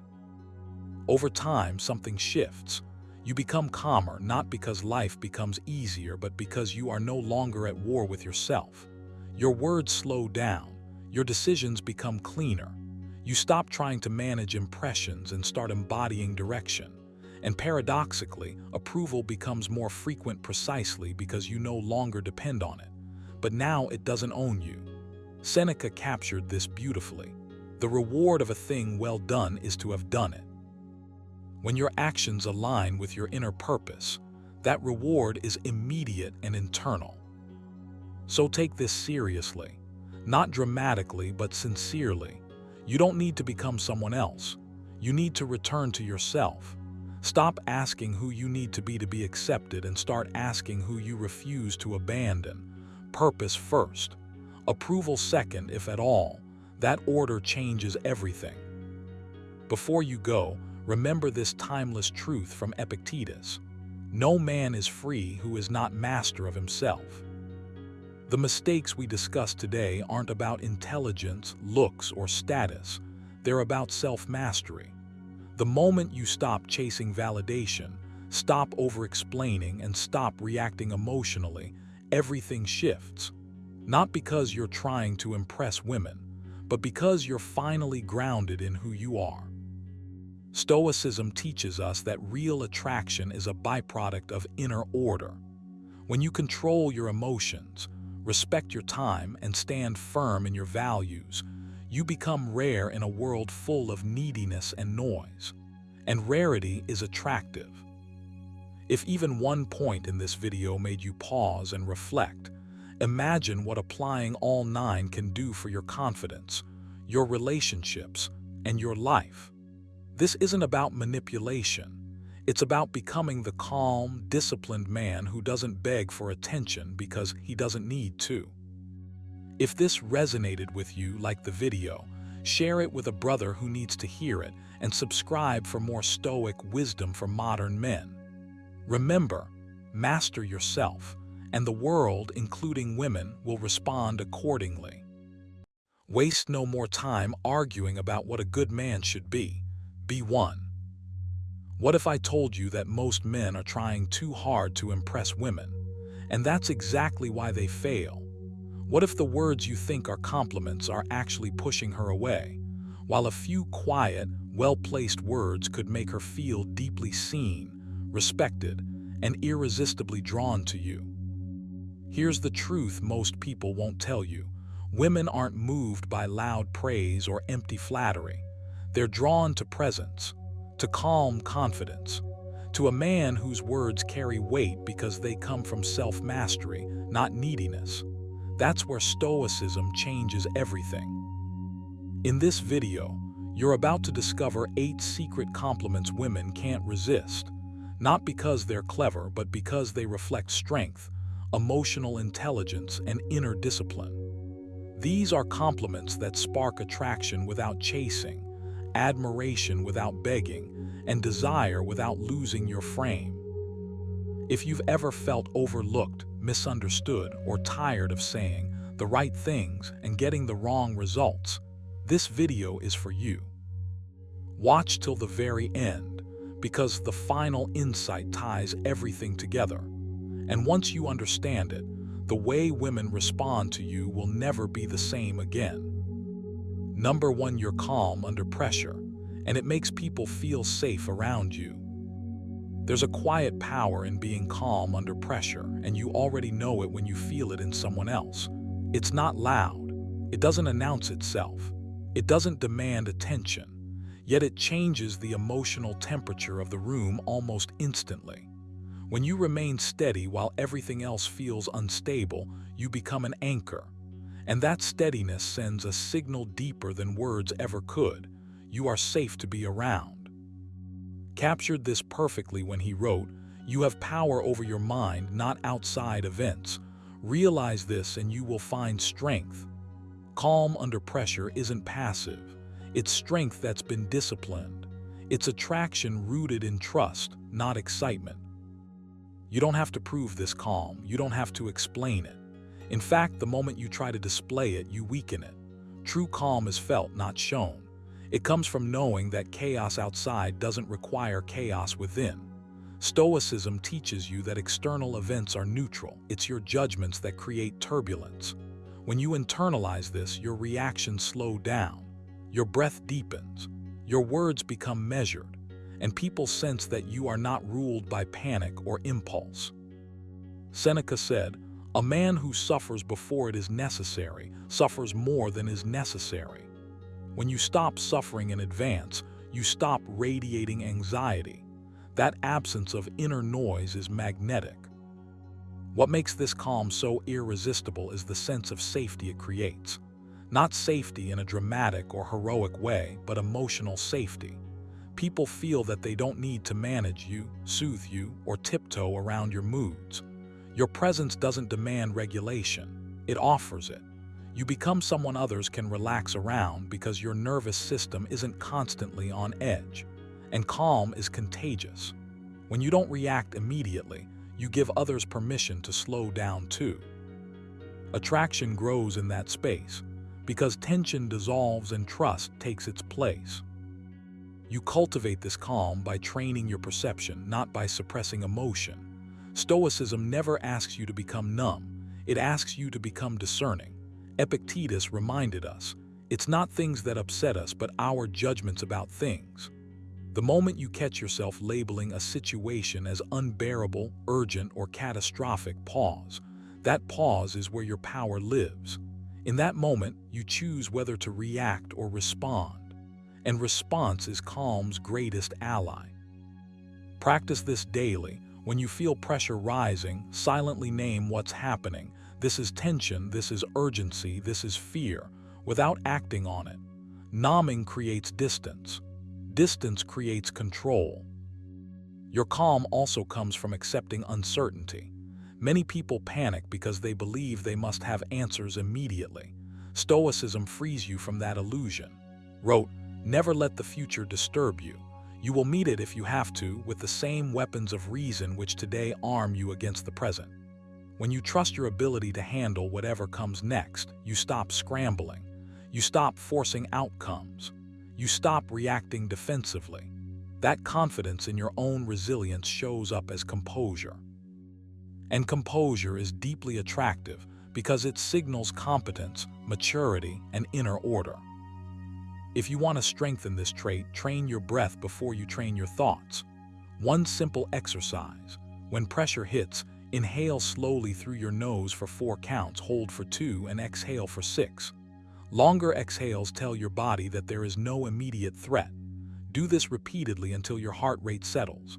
Another exercise is voluntary discomfort. Stoics practice this intentionally.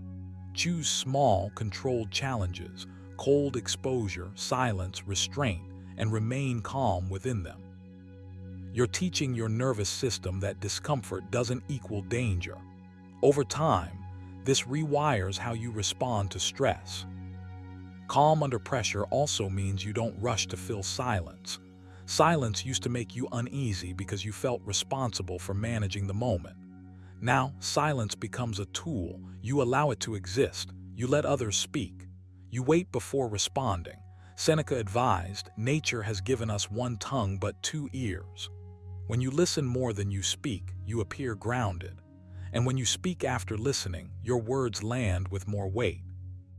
Calm people are heard not because they talk more, but because they don't waste words. There's also humility in calmness. You don't need to dominate the moment. You don't need to assert control aggressively. You trust that your presence is enough. Epictetus said, "If anyone tells you that a certain person speaks ill of you, do not make excuses, but answer, 'He was ignorant of my other faults, else he would not have mentioned these alone.'" That kind of response isn't defensive. It's relaxed. It shows emotional security.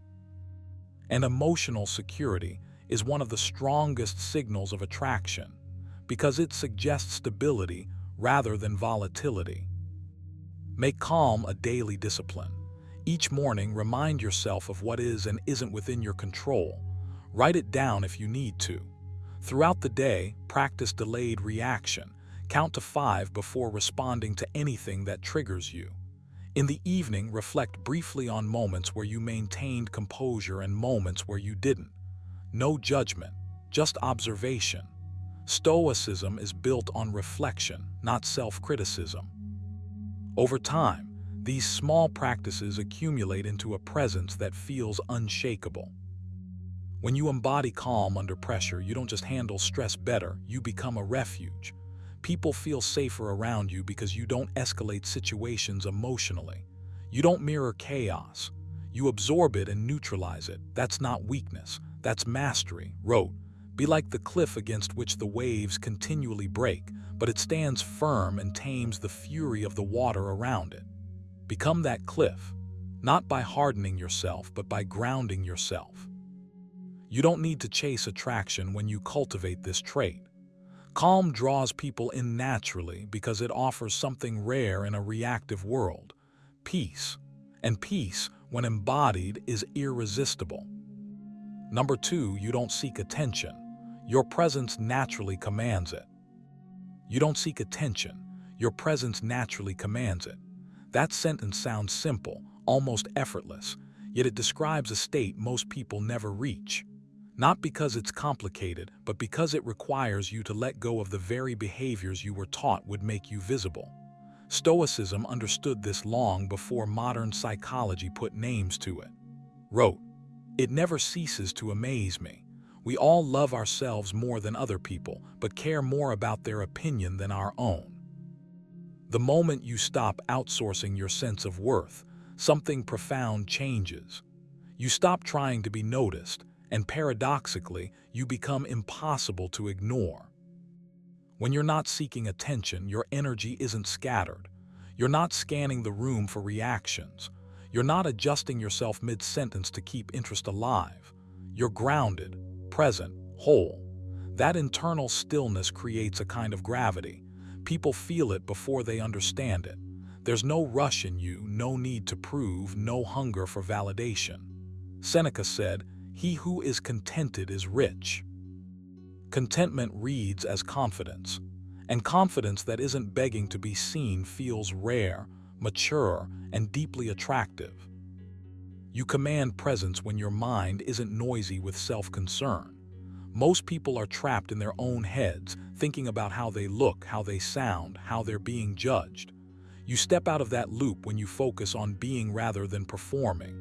Stoicism teaches attention inward, not inward as in self-obsession, but inward as in self-mastery. Epictetus reminded us, if you want to be respected by others, you must first respect yourself.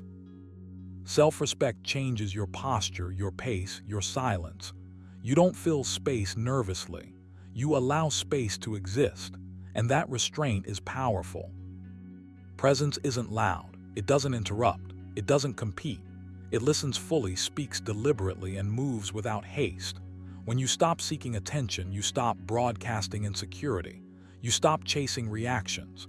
You stop fishing for approval. Instead, you become selective with your words and intentional with your energy. People lean in because you're not leaning toward them. That's the quiet compliment hidden in this trait. You're so grounded in yourself that attention comes to you without effort.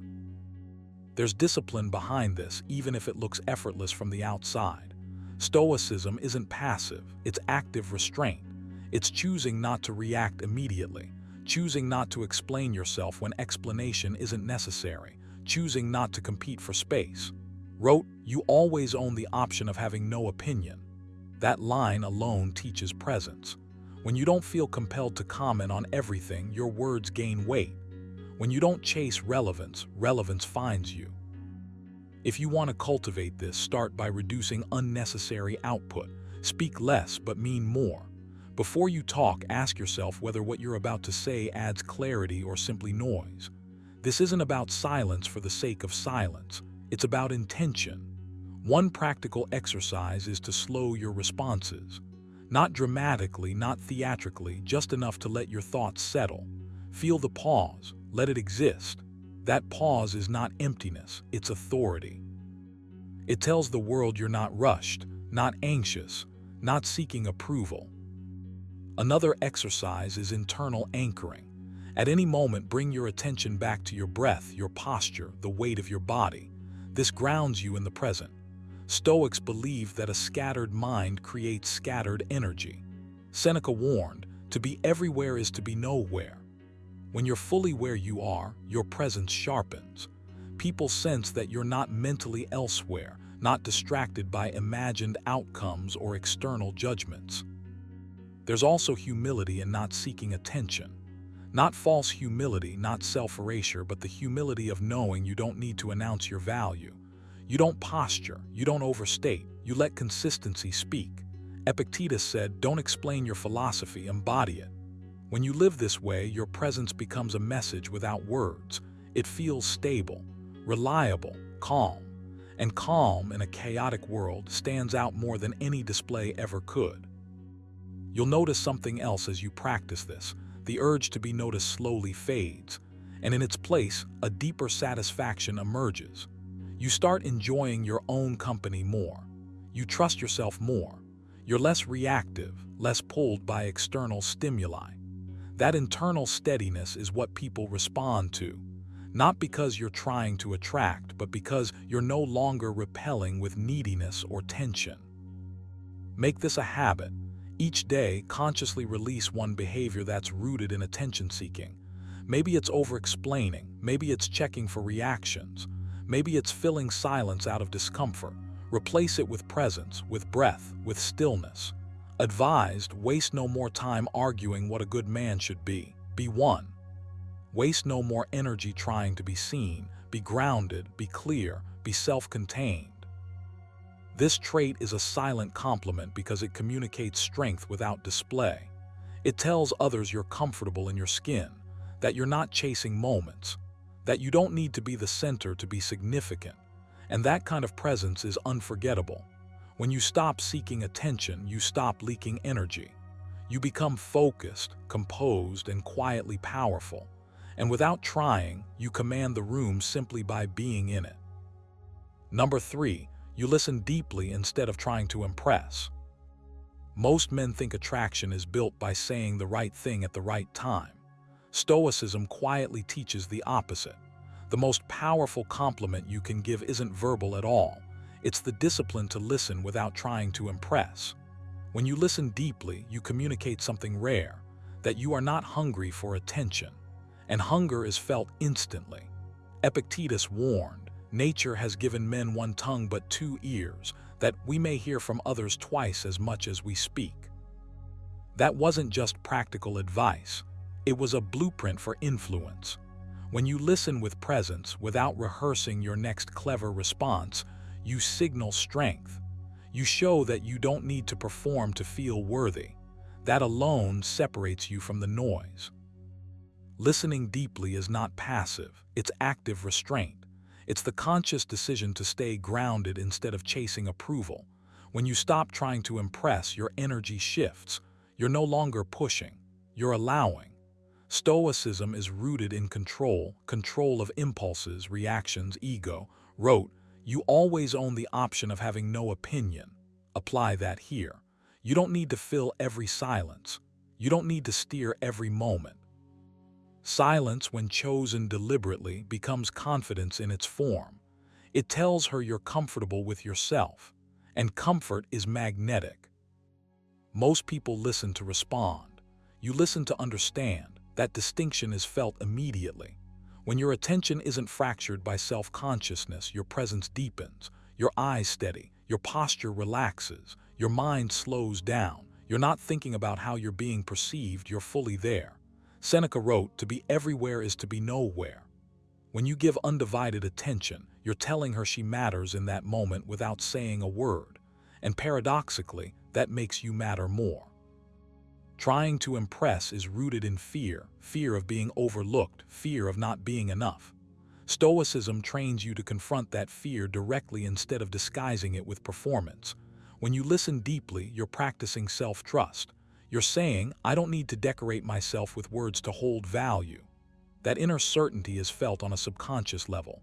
Attraction responds to stability, calm, presence, not verbal fireworks, not exaggerated confidence, just grounded attention. There's discipline required here. Your mind will want to interrupt, it will want to add, it will want to prove something. Notice that urge. Don't fight it aggressively, observe it and let it pass. Advised, you don't have to turn this into something. Let listening be simple. Let it be clean. When you remove the need to impress, you give space for connection to form naturally. That space is rare, and rarity amplifies value. Listening deeply is also a sign of emotional control. You're not reactive. You're not hijacked by the need to be seen. You're steady. Stoicism places immense value on this steadiness. Epictetus said, "He who can control himself can control his fate." When you listen without jumping in, correcting, or showcasing yourself, you demonstrate mastery over your impulses. That mastery feels safe.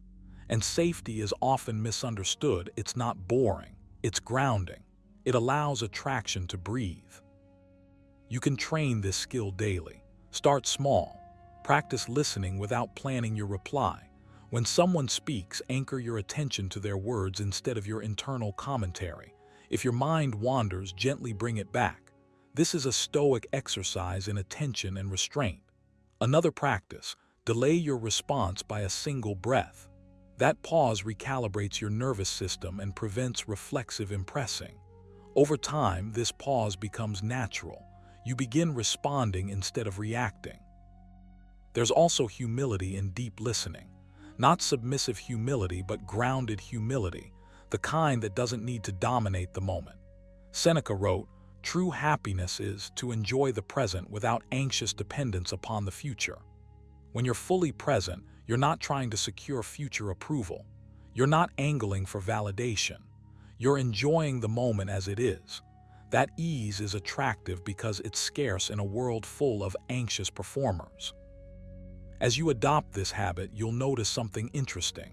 The less you try to impress, the more impactful your words become when you do speak. Your voice carries weight because it's not constant. Your opinions feel deliberate because they're not rushed. Your presence becomes felt even in silence. That's Stoic power, quiet, contained, undeniable. Make listening a principle, not a tactic. Do it because it aligns with who you choose to be, calm, centered, self-directed. Attraction then becomes a byproduct, not a goal. And that's the paradox Stoicism always points to. When you stop chasing outcomes and focus on virtue, attention, restraint, presence, results follow naturally. So commit to this practice. Listen fully. Resist the urge to decorate yourself. Let your stillness speak. Let your attention be the complement. In a world addicted to noise, your silence, intentional, grounded, and present, will be impossible to resist. Number 4, you're consistent. Your words and actions always align. There's a compliment that never needs to be spoken out loud, yet it lands deeper than words ever could. It's this: you're consistent, your words and actions always align. Most people don't realize how rare that is. In a world full of promises, moods, shifting personas, and half-kept intentions, consistency feels like solid ground. And solid ground is attractive. not flashy, not loud, but unmistakably powerful. Epictetus hinted at this when he said, "Don't explain your philosophy, embody it." When what you say matches what you do, you don't have to convince anyone of anything. Your presence already speaks. You feel different when you live this way. There's less inner friction, less mental noise. You're not juggling versions of yourself depending on who's watching. You're not improvising morals or adjusting values to suit the moment. You decide who you are once and then you act from that place again and again. Wrote, "Waste no more time arguing what a good man should be. Be one." That's consistency. It's not perfection. It's reliability of character. And when someone senses that reliability, especially at an emotional level, trust forms almost instantly. Consistency creates safety, not the dull kind but the grounding kind. When your reactions don't swing wildly, when your behavior isn't dictated by impulse or approval seeking, people relax around you. They don't feel the need to guess, decode, or brace themselves. You become predictable in your values, not robotic in your behavior. That distinction matters. You're steady but not boring, calm but not passive. This steadiness registers as strength, and strength, quiet strength, has always been magnetic. Stoicism teaches that harmony between thought and action is a form of integrity. Seneca said, "Be such as you wish to seem." Notice how simple that is. No theatrics, no strategy, just alignment. When your words are not a performance but a preview of your actions, your credibility skyrockets. People don't just hear you, they believe you. And belief is the foundation of attraction. Without it, charm fades fast. With it, even silence carries weight. Most people sabotage themselves by being emotionally inconsistent. One day present, the next withdrawn. One moment decisive, the next unsure. That instability creates tension, not intrigue. Stoicism invites you to respond rather than react, to choose principle over impulse. When you practice that, your behavior gains a rhythm. Others may not consciously label it, but they feel it. They sense that you are someone who means what he says and stands where he stands, regardless of the audience. Consistency also signals self-respect. When you follow through on your own standards, you show that your word matters to you. And if it matters to you, it will matter to others. Reminded himself, if it is not right, do not do it. If it is not true, do not say it. Living by that creates a reputation you don't have to manage. You don't chase trust, you generate it. You don't ask to be taken seriously, you make seriousness unavoidable. To build this trait, you must slow down. Consistency is born in pause. Before you speak, ask whether you're willing to act on those words. Before you commit, ask whether it aligns with your values or just your mood. One powerful exercise is the vow of follow-through. For a set period, say less but honor everything you say. Reduce promises, increase completion. This trains your mind to treat words as contracts, not fillers. Over time, your speech becomes cleaner, more deliberate, more impactful. Another exercise is daily alignment review. At the end of the day, quietly examine where your actions matched your stated values and where they drifted. No shame, no drama, just observation. Stoicism isn't about self-attack, it's about self-correction. Epictetus taught that progress comes from attention. The more aware you are of gaps between word and action, the faster those gaps close. And as they close, your internal confidence grows. You trust yourself more. That self-trust radiates outward. Consistency doesn't mean rigidity. It means coherence. You're allowed to grow, to refine your views, to evolve, but you do so consciously, not chaotically. You don't contradict yourself from moment to moment. You change with intention. Seneca captured this beautifully when he said, "A man who suffers before it is necessary suffers more than is necessary." Inconsistency often comes from emotional forecasting, reacting to imagined outcomes. Consistency emerges when you stay rooted in the present, acting from principle instead of fear. When your actions align with your words, attraction becomes effortless because there's no hidden agenda. You're not trying to impress, you're expressing who you are. That authenticity, reinforced by consistency, creates a powerful signal. You are dependable without being needy, confident without being loud, disciplined without being cold. This balance is rare, and rarity draws attention. Make consistency a personal code. Choose a few non-negotiable values and let them guide your behavior daily. Practice emotional regulation. Respond slowly, speak intentionally, act deliberately. Let your yes mean yes and your no mean no. Advised, let your one aim be to act rightly in all you do. When that becomes your compass, attraction stops being something you chase and becomes something you embody. In the end, this compliment doesn't come from words like "you're amazing" or "you're charming." It comes from something felt, not said. It's the quiet recognition that you are the same person in intention and execution. And that consistency, calm, grounded, and unshakable, is irresistible. Number 5, you respect yourself, and it shows in how you treat others. Self-respect is a quiet language, and the people who are most sensitive to it can hear it instantly. You don't announce it. You don't demand recognition for it. It reveals itself in how you move, how you speak, how you pause, and, most importantly, in how you treat others without trying to gain anything in return. This is why it functions as a secret compliment. Not because you say something flattering, but because your behavior communicates something powerful. I value myself, and because of that, I don't need to use or diminish you. Captured this beautifully when he wrote, "Respect yourself enough to know what you deserve and be brave enough to walk away from what you don't." When that mindset lives inside you, it shapes every interaction, and that shape is deeply attractive. You respect yourself when your actions aren't rushed by anxiety or inflated by ego. You don't interrupt to prove intelligence. You don't overagree to secure approval. You don't withdraw respect just because it isn't immediately returned. Instead, you offer calm, consistent dignity, and that dignity becomes contagious. When you treat others with patience, clarity, and composure, it silently tells them that you are grounded, that you are not seeking validation from them, that you are choosing how you engage rather than reacting.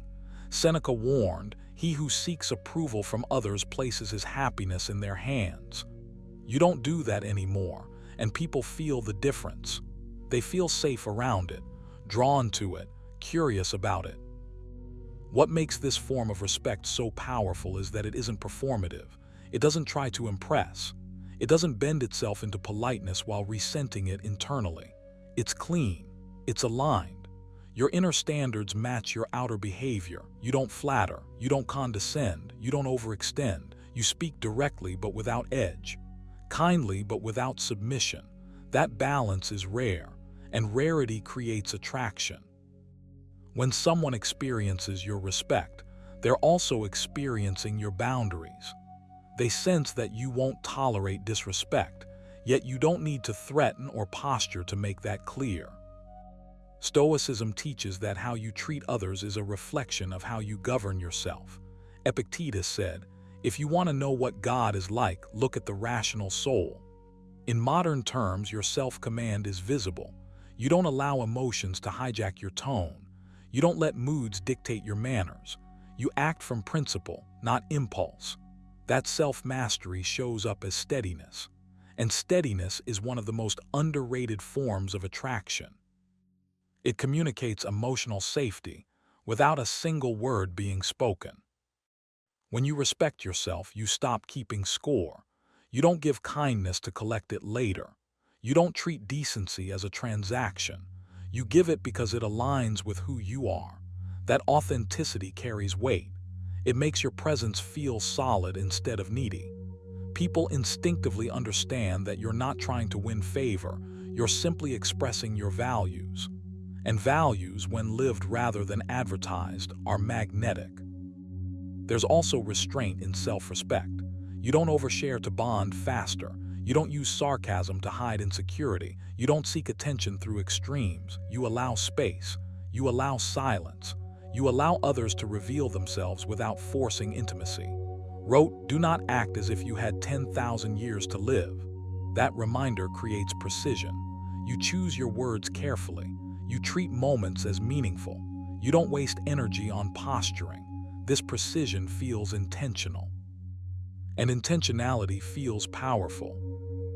If you want to strengthen this trait, start by practicing internal respect before external behavior.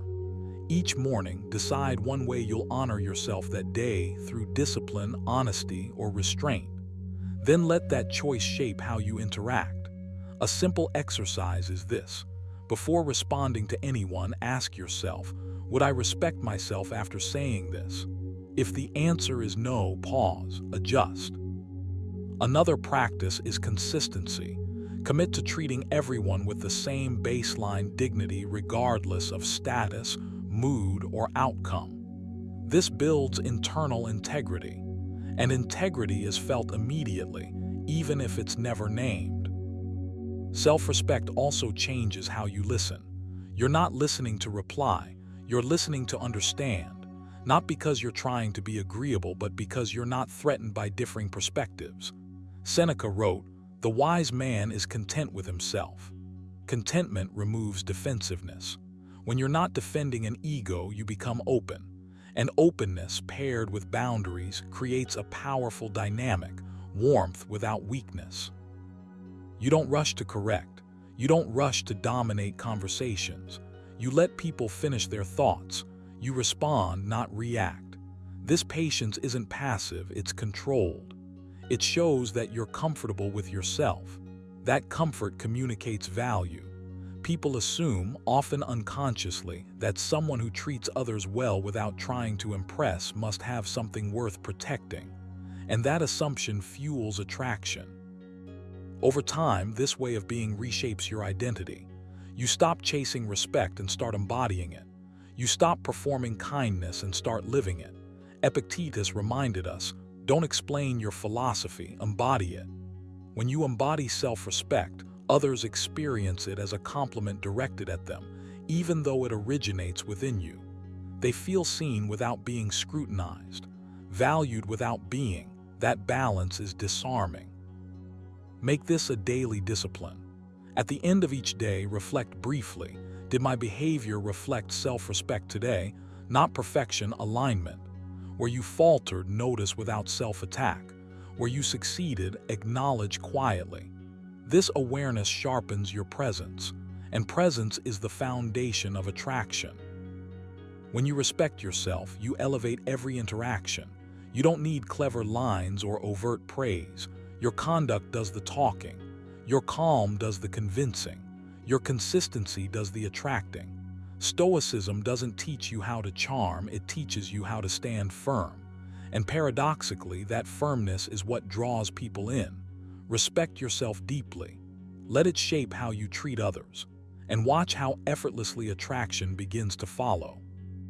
Number 6, you stay composed when others lose control. There is a quiet compliment hidden in composure, one that never needs to be spoken yet is felt immediately. You are safe in yourself. When others lose control and you don't, you communicate something powerful without raising your voice or proving a point. You signal inner order. You signal strength that doesn't need to flex. The Stoics understood this deeply. Wrote, "You have power over your mind, not outside events. Realize this and you will find strength." That strength is not loud. It doesn't rush. It doesn't react just to feel important. It remains steady, and that steadiness is irresistibly attractive because it's rare. When chaos shows up, emotionally, mentally, energetically, most people mirror it. They escalate, they scramble, they defend. You don't. You stay composed. And in that moment, without saying a word, you're offering a compliment that goes straight to the nervous system. I am not threatened. That tells the other person that you're grounded, that you're not ruled by impulse, that you won't collapse under pressure. Attraction grows in that space because composure creates contrast. It makes you stand apart without trying to stand out. Stoicism teaches you that losing control is not a sign of honesty or passion. It's often a sign of enslavement to emotion. Epictetus warned, If you are disturbed by anything external, the pain is not due to the thing itself, but to your estimate of it. When you stay composed, you're showing mastery over your estimates. You don't inflate moments. You don't dramatize discomfort. You don't let fleeting emotions hijack your behavior. That emotional self-command is deeply compelling because it reflects maturity. And maturity is magnetic. You don't become composed by suppressing emotion. That's a misunderstanding. Stoicism never asked you to be numb. It asked you to be sovereign, to feel without being dragged, to notice without being consumed. When you remain calm while others spiral, you're not judging them. You're simply choosing not to join the storm. That choice says, I trust myself enough to stay centered. People feel that trust immediately. It relaxes them. It draws them closer. There's also respect embedded in your composure. When you don't react impulsively, you show that you value the moment enough to respond thoughtfully. Seneca wrote, "The greatest remedy for anger is delay.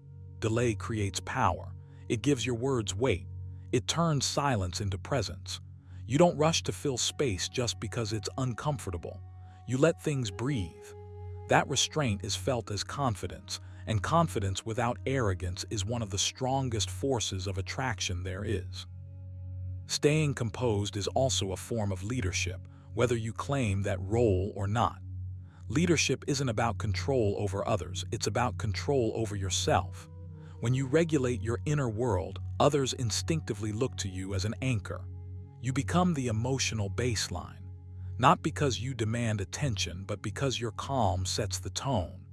That's why composure feels like a compliment. It reassures without reassuring. It steadies without instructing. If you want to cultivate this trait, start by training your pause. Make it a daily practice to insert a brief moment between stimulus and response. One breath, that's it. One breath where you remind yourself, this moment does not own me. Advised, if you are pained by any external thing, it is not this thing that disturbs you, but your own judgment about it. Use that breath to question the judgment. Not to argue with it, just to see it clearly. That space is where composure lives. Another exercise is emotional labeling. When intensity rises internally, name it silently without acting on it. Not to suppress it, but to observe it. Observation creates distance. Distance creates choice. And choice creates composure. Over time, you'll notice that emotions move faster when they're not resisted. You remain calm not because you're rigid, but because you're fluid. You also strengthen composure by reducing your attachment to being right, being liked, or being understood in the moment. Many emotional reactions are just defenses of identity. Stoicism asks you to loosen that grip. Epictetus said, "If you wish to be invincible, make sure that no one can offend you by your own opinions." When you're not invested in winning every exchange, you conserve energy. That conservation shows up as calm authority. People sense that you're not fighting invisible battles inside your head. Composure also sends a powerful message about self-worth. You don't need to raise your voice to feel seen. You don't need drama to feel alive. You don't need reaction to feel relevant. You are enough as you are, and your calm reflects that. This is why it's attractive. It communicates abundance, emotional abundance, mental abundance, the sense that you're not operating from lack. There will be moments when staying composed feels uncomfortable, even counterintuitive. You may feel the urge to react, to prove, to assert. Let that urge pass. Seneca wrote, "A man who suffers before it is necessary suffers more than is necessary." Most reactions are premature suffering. When you let them go, you conserve your strength. That restraint sharpens your presence. And presence is felt far more than performance. Make composure a habit, not a mood. Practice it in small moments. When irritation appears, soften your breath. When tension arises, relax your jaw. When impatience shows up, slow your movement slightly. These micro-adjustments train your nervous system to default to calm. Over time, calm becomes your baseline, not something you force. And when calm is natural, it's unmistakable. Staying composed when others lose control is not about superiority, it's about self-mastery. And self-mastery is one of the most powerful unspoken compliments you can offer. It says, I am steady, I am grounded, I am not ruled by chaos. Stoicism didn't promise you admiration, but it gave you something better, inner command. Ironically, that command is what makes you admired. So choose composure, not as a tactic but as a way of being. Let your calm speak before your words do. Let your restraint do the work your explanations never could. When you stay composed, you don't just rise above the moment, you transform it. And that transformation is felt deeply, remembered long after, and quietly irresistible. Number 7, you value depth over drama. You valuing depth over drama is one of those qualities that rarely announces itself, yet it's felt immediately. It's not flashy, it doesn't beg for attention, but it leaves an impression that lingers long after noise fades. In a world addicted to emotional spikes, reaction, and constant stimulation, your calm depth feels like oxygen. Wrote, the mind that is anxious about future events is miserable. When you choose depth, you step out of that misery. You stop feeding chaos. And without trying, you become someone others feel drawn toward because you don't amplify confusion, you dissolve it. Depth begins with how you relate to your own inner world. You don't rush to react. You don't inflate small moments into emotional storms. You understand that not everything deserves your energy. That restraint is not indifference, it's discernment. Seneca warned, a man who suffers before it is necessary suffers more than is necessary. Drama thrives on premature suffering. Depth refuses it. When you pause instead of escalating, when you choose understanding over intensity, you communicate something powerful without words. You are emotionally sovereign. That in itself is a compliment. It says you see beneath the surface. It says you don't need chaos to feel alive. When you value depth, your attention changes. You listen without scanning for an opening to react. You respond instead of reflexively replying. You don't chase emotional highs because you're anchored in something steadier. Epictetus said, "It is impossible for a man to learn what he thinks he already knows." Drama assumes it knows everything instantly. Depth stays curious. That curiosity is magnetic. It makes others feel seen rather than processed. And being truly seen without judgment or urgency is rare. Rare things attract. There's a quiet confidence in depth that no dramatic display can imitate. You're not trying to be interesting, you're interested. You're not amplifying emotion to gain connection, you're creating connection through presence. Stoicism teaches you to strip away excess, to find clarity by removing what's unnecessary. Drama is excess emotion without direction. Depth is emotion refined by reason. Wrote, "You have power over your mind, not outside events. Realize this and you will find strength." That strength shows when you don't get pulled into emotional turbulence. You stay grounded.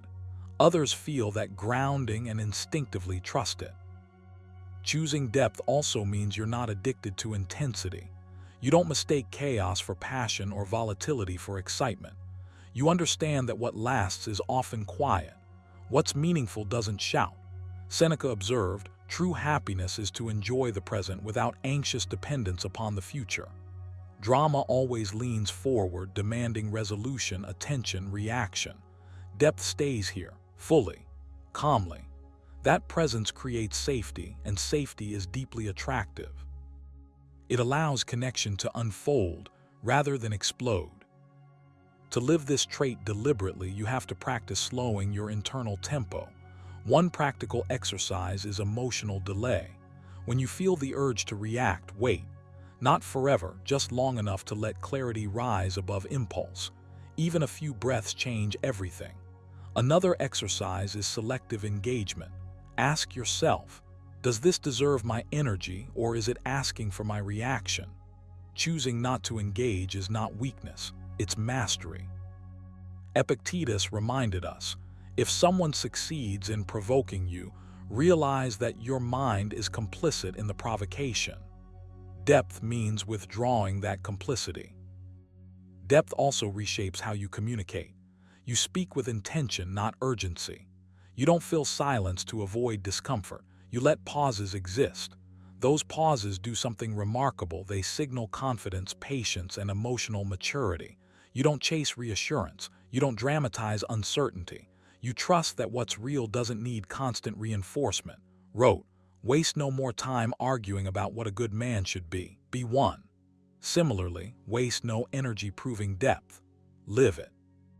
It will be felt. There's discipline required here. Drama is easy. It's automatic. Depth is chosen. Every time you resist exaggeration, every time you refuse to, every time you stay steady when chaos invites you in, you strengthen this trait. Seneca said, difficulties strengthen the mind as labor does the body. Each moment you choose composure over spectacle, you build an inner architecture that others sense intuitively. Make depth a daily habit. Begin the day by setting an intention to respond rather than react. End the day by reflecting on moments where you maintained inner balance. Not perfectly, honestly. This reflection isn't self-criticism, it's calibration. Over time, your emotional baseline lowers. Your presence becomes calmer. Your energy becomes heavier in the best way, rooted, grounded, unmistakably real. When you value depth over drama, you offer something rare. Emotional stability without rigidity, calm without coldness, strength without noise. You become someone whose attention feels meaningful, whose words feel considered, whose silence feels safe. Stoicism never promised you feel less. It taught you to feel wisely. And wisdom expressed through depth is one of the most compelling signals you can send. Quiet, unspoken, and impossible to ignore. Choose depth, practice it daily. Let others chase noise while you cultivate substance. In doing so, you don't just attract, you endure. Number 8, you lead quietly, without needing validation. There is something profoundly attractive about a man who doesn't announce his strength. You feel it instead. It's in how you move through moments without rushing to be seen, how you make decisions without checking the room for approval, how you stay centered even when attention drifts elsewhere. This is quiet leadership, and it's one of the most powerful, unspoken compliments you can give, because it says, without words, I trust myself. Captured this essence when he wrote, waste no more time arguing what a good man should be. Be one. Quiet leadership doesn't ask to be recognized. It doesn't seek applause. It simply acts from principle, and that grounded presence is felt immediately. When you lead quietly, you stop outsourcing your self-worth. You're no longer measuring yourself through reactions, responses, or reassurance. That alone changes your energy. You become less reactive, less performative, less eager to prove anything. And paradoxically, this absence of need becomes magnetic. Stoicism teaches you to anchor your sense of value internally. Epictetus reminded us, if anyone tells you that a certain person speaks ill of you, do not make excuses about what is said of you, but answer, he was ignorant of my other faults, else he would not have mentioned these alone. That's quiet leadership, unshaken, self-contained, amused rather than threatened. When you don't need validation, you project calm authority, and calm authority draws people in. This kind of leadership isn't about control, it's about composure. You don't dominate conversations or situations. You don't rush to fill silence. You allow space, and space is powerful. When you're comfortable letting moments breathe, you signal confidence without saying a word. Stoicism trains you to resist the urge to constantly assert yourself. Seneca wrote, "He who knows that enough is enough will always have enough." When you stop chasing acknowledgement, you become more selective with your words and actions. Everything you do feels intentional. That intentionality is felt as strength.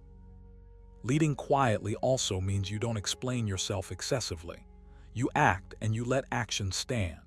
You're not cold or distant, you're just not needy. There's a difference. Neediness seeks confirmation. Quiet leadership assumes alignment. You know your values and you move accordingly. This steadiness creates trust because people sense you're not swayed by moods or approval. You're guided by something deeper. And trust is one of the strongest foundations of attraction. If you want to cultivate this trait, start by practicing restraint. Not silence for the sake of silence, but restraint rooted in self-respect. Before reacting, pause. Before seeking reassurance, check in with yourself. Ask whether the validation you're tempted to seek would actually change your decision or just soothe a moment of discomfort. Often, discomfort is simply the price of independence. Advised, you have power over your mind, not outside events. Realize this and you will find strength. Quiet leadership grows every time you choose inner authority over external approval. Another practice is learning to let your standards speak for you. You don't need to announce what you tolerate or don't tolerate. You demonstrate it through consistency. When your boundaries are calm and firm, they don't require defense. Stoicism encourages you to live by principle rather than reaction. Epictetus said, "Don't explain your philosophy, embody it." That embodiment is what people respond to. It feels solid. It feels rare. It feels safe. There's also humility in quiet leadership, and humility is often misunderstood. It's not self-doubt, it's self-knowledge. You know your strengths and your limits, and neither threatens you. You don't inflate yourself and you don't diminish yourself. You simply stand where you are. Seneca observed, "True happiness is to enjoy the present without anxious dependence upon the future." When you're present and self-contained, you don't chase attention. Attention comes to you because your presence feels grounded and real. To strengthen this habit, try a simple daily exercise. Intentionally do one thing without telling anyone about it. No announcement, no hint, just quiet action aligned with your values. Notice how it feels to let the act be enough. Another exercise is withholding immediate response. When you feel the impulse to justify, explain, or prove, delay. Breathe. Let the urge pass. Over time, you'll realize how little explanation is actually required when your actions are consistent. Quiet leadership also means you're not dependent on outcomes to feel whole. You act with care, but you release attachment to how others respond. This detachment isn't indifference, it's confidence. Wrote, "Accept the things to which fate binds you and love the people with whom fate brings you together, but do so with all your heart." You show up fully, but you don't cling. That balance, engaged yet unattached, is deeply compelling. As you practice this, your presence changes. You stop leaning forward energetically, trying to pull attention toward you. Instead, you stand still, and attention adjusts around you. Your words become fewer but heavier. Your decisions feel deliberate. You become someone others feel they can rely on. Not because you say you're reliable, but because your energy doesn't fluctuate wildly based on approval. Quiet leadership is not about being unnoticed. It's about being undeniable. You don't demand respect. You invite it through consistency and calm. You don't seek validation. You generate self-trust. And that self-trust radiates outward. Stoicism offers this path not as a tactic, but as a way of being. When you lead quietly, you give one of the most powerful compliments possible, not just to others, but to yourself. You're saying, through your actions, "I am enough to guide my own life." And that message, felt rather than heard, is irresistible. If you've made it this far, understand this. Attraction isn't about chasing, impressing, or saying the perfect line. It's about who you become. The Stoics knew this long ago. When you speak from calm confidence, grounded self-respect, and quiet strength, your words don't just sound different, they feel different. And women sense that. These compliments work not because they flatter, but because they reflect presence, emotional intelligence, and inner control, traits that never go unnoticed. Use them sparingly. Use them honestly. And most importantly, live the mindset behind them. Remember, the most powerful compliment isn't always spoken. Sometimes it's shown in your discipline, your boundaries, and your ability to walk away without resentment. That's Stoic attraction. If this video helped you see attraction from a deeper, more timeless perspective, make sure to like the video, subscribe for more Stoic wisdom, and share it with someone who needs to hear this today. Stay calm, stay grounded, and let your presence do the talking.